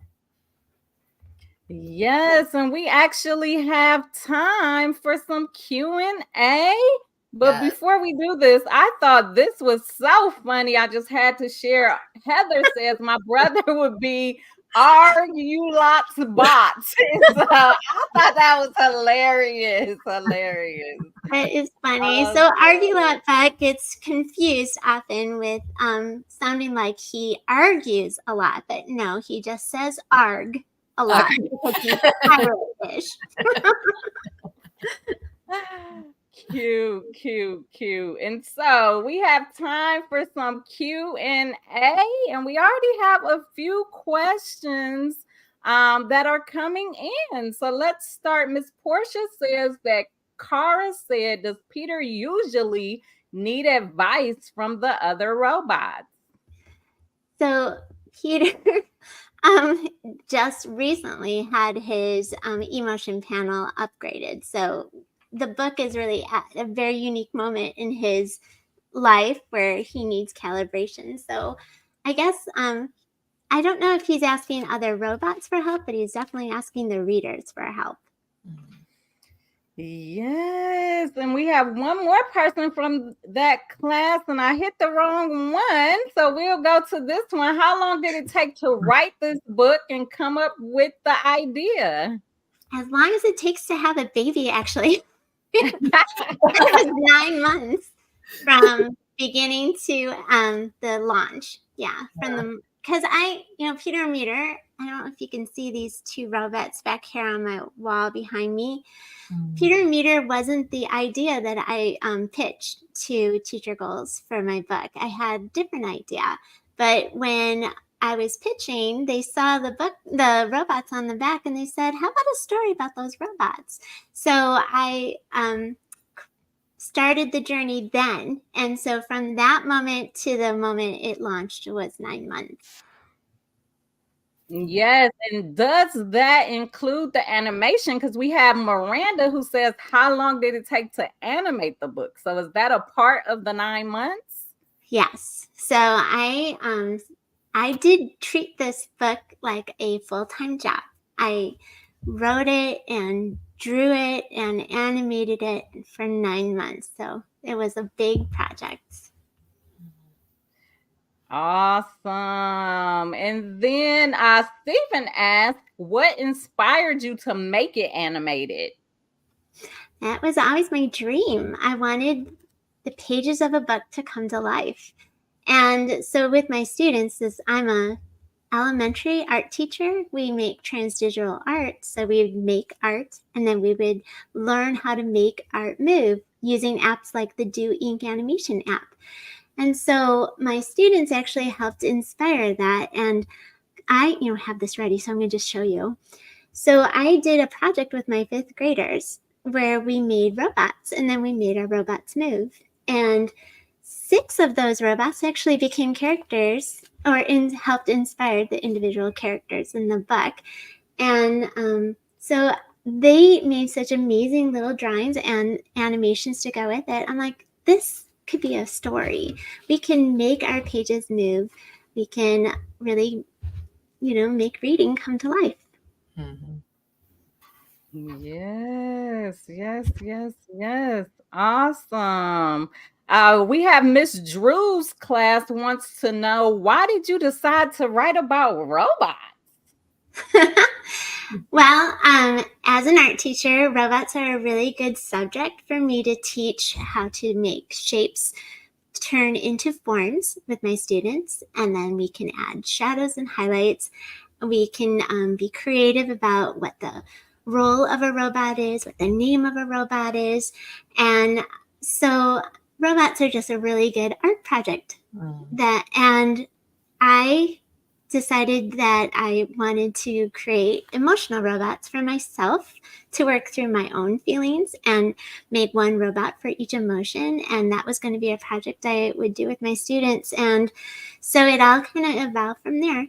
If you pay close attention in the story, the name of the buttons are the name of my emotional robots. So like when you pick yellow, you're picking Rigamajoy, this one. And Hotbot is the red one. And that is, yes, that is great. And so we have a couple of more questions before we go. People are asking about the interactive animations. Like, is it a hard process? Hard, no, because it's a lengthy one. I mean, I'm doing animation with little children in my art room. So I've got ways of doing this with first graders, second graders. And if you go back and look at what Heather did with her students, I put a little lesson plan on there. Super easy to draw and animate. And there's so many different techniques for animating. The way I animated was called flipbook animation for most of the animations in the book. So you draw it one way, then you draw it a little different, and then you loop those different images together and it looks like an animation. It's a very simple process. It's straightforward. The way that Heather did it was through AI. An app can do it for you. So there's so many different ways. Yeah, that is awesome. And speaking of Heather, she is our last question. Will there be more Peter books? We love the augmented reality and would love to see more. Omnimeter has his own activity packet, and in the activity packet, you could see that all of the robots have a backstory. So there is a story waiting to come for each one of them. So I would love to do that. But meanwhile, Omnimeter has a coloring book. So in the coloring book, you know how Peter likes to calm down, or needs to at least calm down. I thought it'd be really nice to have a tool to help anybody calm down, so you can color and engage with scenes from the story. And it also teaches you how to draw, like step by step, every character in the book.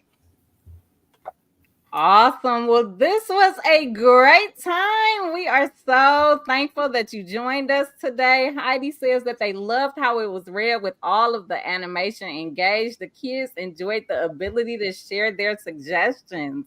And so that is awesome. Thank you so much. I'm so excited that I got to be a part of World Read Aloud Day. And this was a big moment, really high for me. Oh, thank you so much for joining us, Tricia. We love hearing from Peter and all of the other robots. Yeah. And I was always say, if people haven't checked out the augmented reality that is in Tricia's book, make sure you guys check that out, because every one of the pages comes to life with the Quiver Vision app. So make sure you guys check that out. Thank you. Thank you so much, Tricia. Thank you. Yes, and so we are back at the top of the hour. I know that we have some new people that may have went to lunch and now they're joining us for our final reading, which we're super excited about. So if you haven't already done so, make sure you tell us in the chat where you're joining us from, what school you're at, what grade level. And while you're doing that, I'm going to share my screen so that we can see that we have coming with us right now, locked and loaded, ready to go, is Jeff Kubiak, who is the author of Monsters Have Manners. So we are going from our lovely robots to now we're going to the monsters. And so we are super excited about that. We want to say hello to grade 3 from Canada that is joining us. We have Eames Way School in Marshfield. Hello. And they're coming so fast. St. Paul Lutheran. We have some 3rd and 4th graders that are there. We have 1st graders from Cherry Hill. And we also have our 3rd graders from Read Elementary. So welcome all of you that have joined us in this last hour. We are super excited about Monsters Have Manners. And we're going to watch a little video to kick it off.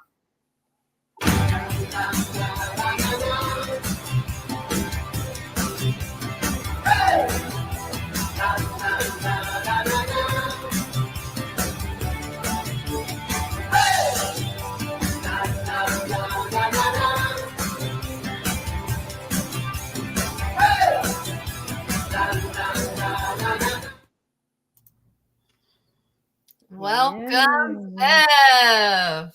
How are you today? I am fantastic. How are you guys doing today? We're doing great. This is like time has flown by. I can't believe we're already in our last read aloud. I know. It was so epic. Well, this is for everyone. This is Jeff Kubiak. He is the author of Monsters Have Manners. He's out in, are you out currently in California or are you on the road right now? I am in California on the road. So yeah. Yeah. Oh boy, what a day, huh? You guys are rocking and rolling with these We're books. rocking and rolling. Are you would you like to get your screen on up and we'll let you get started? I would love to. Here we go. Yes, and while we're doing that, we already have some 1st graders from BIA Charter School that is saying hello, Mr. Kubiak. And so they are excited and ready. Hey, All right. I'll let you yes. Okay, thanks for being here, everyone. I'm so excited, and especially want to thank my amazing son, Braden, for helping to bring these monsters to life. Okay, here we go, my friends. Nothing brought River more joy than monsters. River thought about them so often that they seemed real. He kept a sketchbook full of mean monster drawings. He even pretended to be a monster. River, please don't speak with your mouth full. Use your manners, pal, Dad said. Monsters don't have manners, River roared. But look at the page next to it. I believe our little monsters are eating very kindly. River, look both ways before crossing the street, Mom yelled. Monsters never look both ways, said River. But you can see our 4-eyed friend is very carefully looking both ways before they cross. Eat your broccoli, River. It'll make you strong, said Grams. Monsters don't eat broccoli. It leaves stuff in their teeth, replied River as he pushed away his plate. But our monster friend is gobbling the broccoli like there's nothing better in the world. River's rudeness increased every day. Even his monsters took notice. Use your forks, dear, said Mom. Monsters eat with their hands, mumbled River. But as you can see, our monsters are not pleased. Look at them sitting up with their nice dinner suits on, using their forks and knives. Mom, River hit me again, yelled Summer. Monsters love to fight, and it was just a tap on the arm. River's face grew hot. River, this needs to stop now, said Mom. River slowly walked to his room. And as you see here, monsters would never fight, says our friend. River, aren't you supposed to be doing your homework? Asked Dad. Monsters never do homework, said River. They don't even go to school. Monster or not, River, it's what you need to do, said Dad. River shut his door and returned to his sketchbook. But as you could see, look at these monsters lined up doing their work correctly, listening to the teacher. That's how monsters learn. Brrr! Ah, River sighed with relief. River, where are your manners? Cried Grams. Grams, monsters never say excuse me, said River. Brrr! He burped again and patted his stomach. I probably shouldn't speak to Grams that way, River thought. But look at this. Our monsters do burp. Burp. Oh, excuse me. Burp. Oh, excuse me. But using their manners when it happens. I was here first, River, said Mira. Too bad. Monsters always cut in line, said River.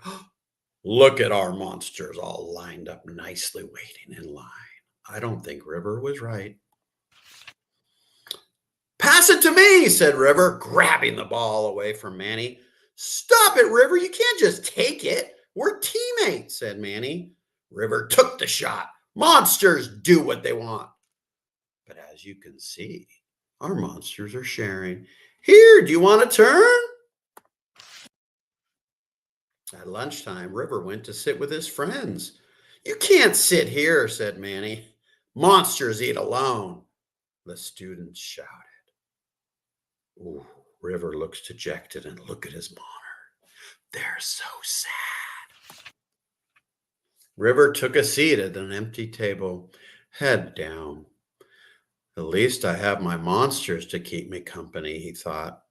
As he flipped through his sketchbook, he noticed something. All of his monsters were alone, just like him. At bedtime, Dad reminded River that he forgot to clean his room.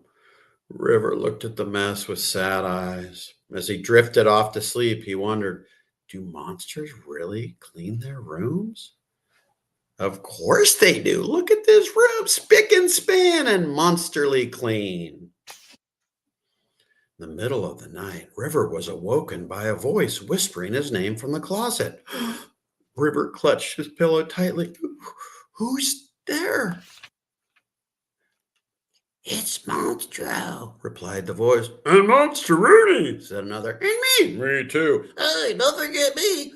Exiting the closet, the monsters were captivated by River's drawings on the walls. Wow, look at that striking detail, Blab said. It looks like me, the monsters exclaimed one after another. You really captured my horn, said Slash. I love how you drew my fangs, shouted Linus. Those drawings are epic, said Monstro. But why have you been telling everyone that monsters don't have manners? We already get a bad rap as it is. I just wanted to be one of you, said River, trembling with fear. But I guess I got it wrong.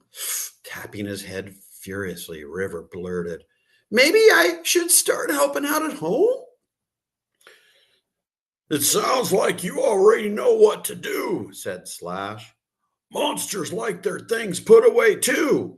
I like my underpants ironed, whispered Minnie.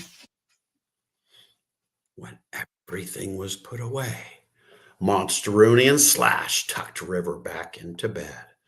Sweet dreams, River, they whispered, disappearing into the closet one by one. River, it's time to get up for school, hollered Dad. River rubbed his eyes. What a strange dream he'd had. As he got dressed, he noticed a new drawing laying on his desk. To our best friend, River. A brilliant idea suddenly popped into River's mind. River, hurry up. You're going to be on time, said River as he sped through the kitchen, because monsters are never late. River blasted through the classroom door, still scarfing his breakfast. He took out a marker and fixed up his sketchbook. As he looked at the cover of his sketches, a bright grin began to grow, because now he knew the truth. Monsters do have manners. And there we go, my friends. Monsters have manners. And there's a picture of my amazing son, Braden, and I. Thank you. That was so good. You always do so good on the voices. Oh, thank you. Oh, that was fun. Hope everyone enjoyed that wonderful tale. We have some amazing voice talent and the authors that we've had represented today. Thank you. Oh, I think you're muted, Miss I Terry. was muted. We have Miss Celeste, who says her kindergartners are so engaged right now. Thank you for the amazing experience. And they're from Gaithersburg, Maryland. So we are just very cool. Yes. And so we are so excited. That was so good. And we are going to dive into, there we have the book right there. We all have our copy. I got my copy of Yes. And so we have some giveaways. It is giveaway time, and we're so excited. Okay, so for this round of giveaways for Monsters Have Manners, we have a Monsters package. You're going to get a copy of the book, a Monsters Have Manners t-shirt, and sticker sent your way. Then we have our awesome drawing contest winner, and I think we might have an extra special drawing contest winner in this round too. And then our last prize is going to be a book bundle with the Peter and Meter and Monsters Have Manners, and there's also going to be some wee video swag sent in there as well. So let's start with our first trivia question for the Monster package. Get ready to answer in the comments. Okay. So our first question, name some rude things that River did at the dinner table. What are some rude things that he did at the dinner table? Let's think. The answer, put them in the comments. Okay, I think I see one of the answers. Yep. Okay, that was that one. They got that one pretty quick. We got a lot of them coming in.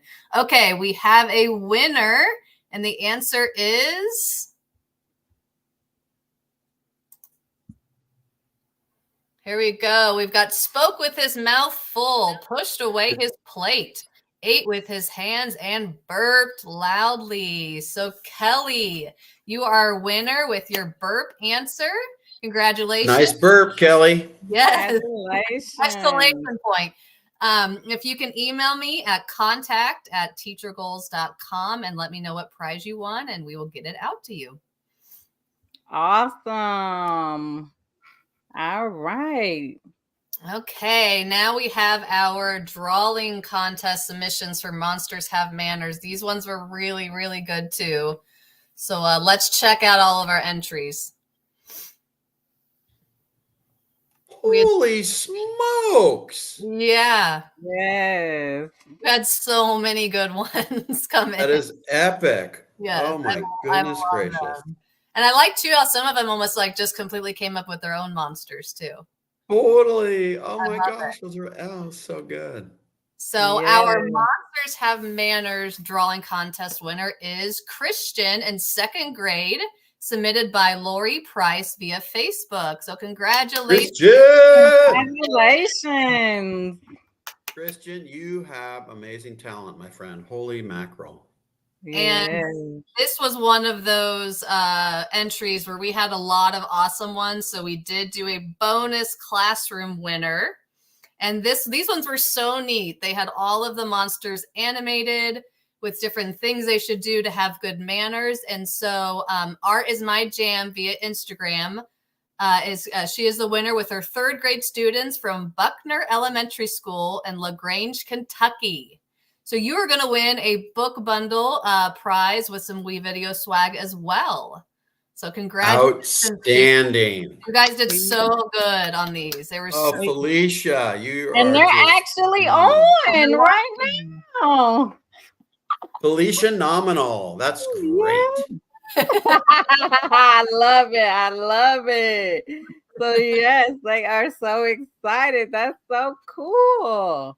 Good job, guys.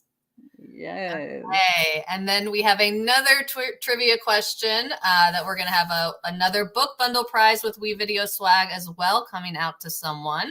So let's see what that trivia question is. Okay, whose sketches inspired this book? So the drawings and sketches in the book of the monsters, who inspired them? I believe I heard Jeff mention this in the beginning. Okay, here we go. I see some coming in. Okay, and we've got, oh, they're coming so fast. Okay, we've got a winner here. The answer is his son, Braden. Good job, Katie. Yeah, so Katie, you are our winner. If you can email me at contact@teachergoals.com to claim your prize. And I love how you can see how the drawings were taken from his and then actually made into the illustrations. Yes, that's So cool. I mean, how neat is that to have as a kid to have your drawings then put inside of a book? Right. That's just got to be amazing. Okay. Awesome. Okay, so I want to mention again, guys, we're going to still have a little bit of time for Q&A with Jeff. But again, we are still going to be giving away some Amazon gift cards and some more Do Ink app downloads. So make sure to post your class participating online on social media and just make sure to tag Teacher Goals so we can find those. And we'll be picking some winners sometime before tomorrow evening. So try to get them in before then. And we'll be getting a hold of you guys to win those things as well.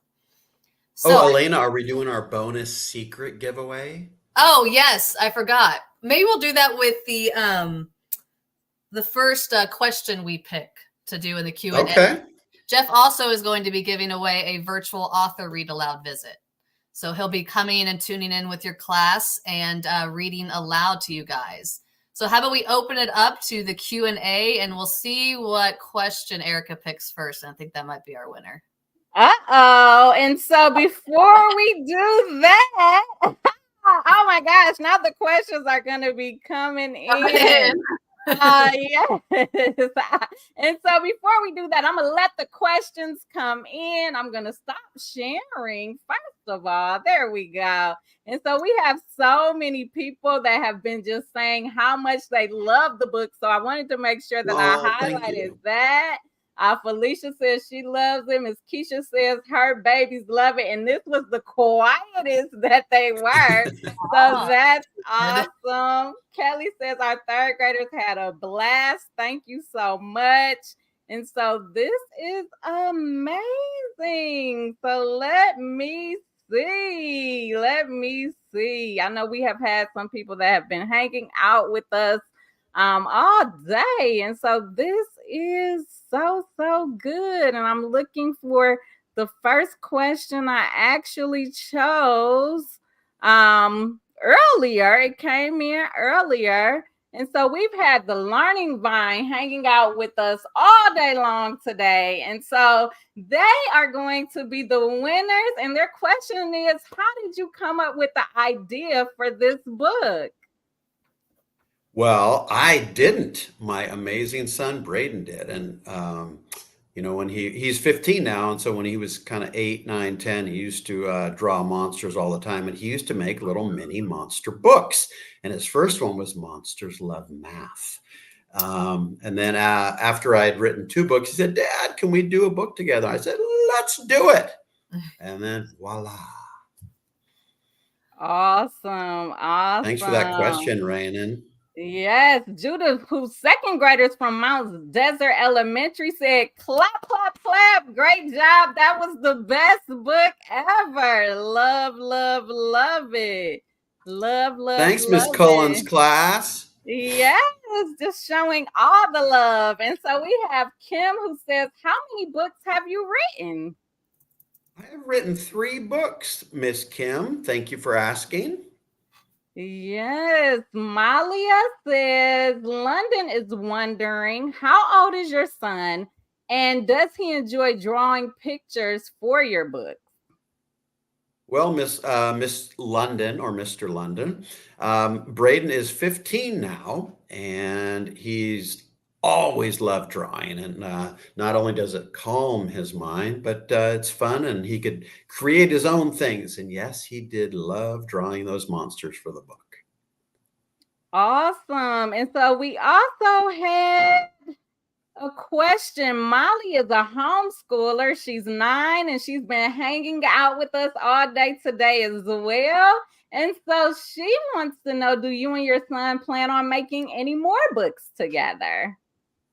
I don't know, Molly, maybe you can talk him into it, but as you get into high school, you get busy with so many other things. And he plays lacrosse and does this and that. I would love to, but we'll have to see. Great question, Molly.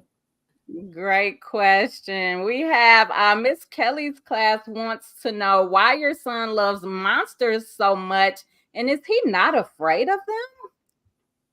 Well, Kelly, great question. He just loved to draw them, and he never was. He was afraid of witches as a kid when he was a lot younger. But he always thought monsters were friendly and fun. So that was kind of how his imagination worked. I have to Awesome. get reflective glasses thing. Sorry about this. No, you're Miss Kiana says my class would like to know, how long did it take you to write this book? Well, Miss Browning, kind of like what Tricia was saying, about 9 months to a year. It takes a lot of work, formatting, laying out, editing. Just like students, we want to make sure we revise and edit and find the right words and everything. So from paper to the amazing Teacher Gold book process, about a year. 9 months to a year. Awesome. And I just want to shout out Miss Meredith's class from Gameville. Her first graders asked that same question, so they got the answer to their question as well. Miss Tracy's class says, we all loved your book. Oliver wishes the monsters would come in our classroom just like in the book. So they want the monsters to make an appearance. Hey, Oliver, I think they do come in at night and they clean up. Notice how clean your room is when you walk in the morning, my man. Woo! That's a good point. Yes. Good point. Custodial monsters. Yes. So AIM 4th grade wants to know, which was your favorite monster? Well, my favorite is this big one in the middle, the yellow guy. I just love the creativity with that one. Braden's was the non-fighting monster. This one, he always loved this. Okay, one. I have a favorite too. Now I'm gonna have to show my favorite, and it's a different one. Yep. We're all different. My favorite is Monstroni. Oh yeah. Yellow. I love him. Doesn't get any better. There's so many good monsters in here. Yes. So yes, kids, we'd love to know your favorites too. So go ahead and put that in the chat if you have a favorite. I would love to see that. Our next question comes from Jamie, who says, what or who else inspires you when coming up with book ideas? Well, my first book, Jamie, was called One Drop of Kindness, and I just felt the world needed a little bit more kindness in everything we do. And I had another book idea that was called It's Me, and those were vignettes written by students and teachers and people I had worked with that just said, hey, accept me for who I am. And I think I just love so many things, little things that just pop into your mind and give you book ideas, characters or animals or anything. But I like to put have a spin on it that there's something good to come out of a book. Yes. And so we have a couple of more questions. Miss Tracy's question is, what is your favorite part of the book and why? Well, I think my favorite part of the book is when River has to eat alone, because he finally, to me, gets the message that everything's clicking. It's like, whoa, I think my words, my actions, and my behaviors are starting to take a negative toll on me. So that's when I think it starts. And then, of course, when the monsters come into his room at night. Yes, and I lost my other question. Oh, yes, here it was. So the final question of the day, it's actually a book idea as well, but Jaden wants to know if you can write a book about video games. Jaden, I'll do my best. I'm not a gamer. My son is, so maybe I can see if Braden wants to join me on that journey. Or Jaden, why don't you write one about video games? There you go. That's a good point. That's a good point. Maybe also Braden could come up with some video game character drawings for you. Yeah, Jaden, let's do it. That is awesome. So I'm actually going to share my screen. I know we're getting to the end of our time together. This was so much fun, so much fun. We enjoyed all of our authors. And we just want to remind you guys one more time about we still have giveaways, even if you're watching the replay. Yeah. Did you want to? Okay. Yeah, I gotcha. So just a reminder, make sure you guys post your class participating on social media and tag @TeacherGoals so that we will select some more Amazon gift card winners and Do Ink code winners as well. We have a few more of those to give away. So try to post those sometime today or tomorrow because I'll be looking and keeping an eye out for them. Awesome. And so we had such a great time. And we have people that have been commenting. We have Molly, who's 9 years old, who says she loved the read alouds today. Class 1 to A had the best day ever. So this was just such a great experience. A great experience. Miss Katie says, thank you. This was a wonderful event. Our class loved it. And so we are just so excited that you guys got to hang out with us today. And once again, we want to make sure that we thank all of our sponsors.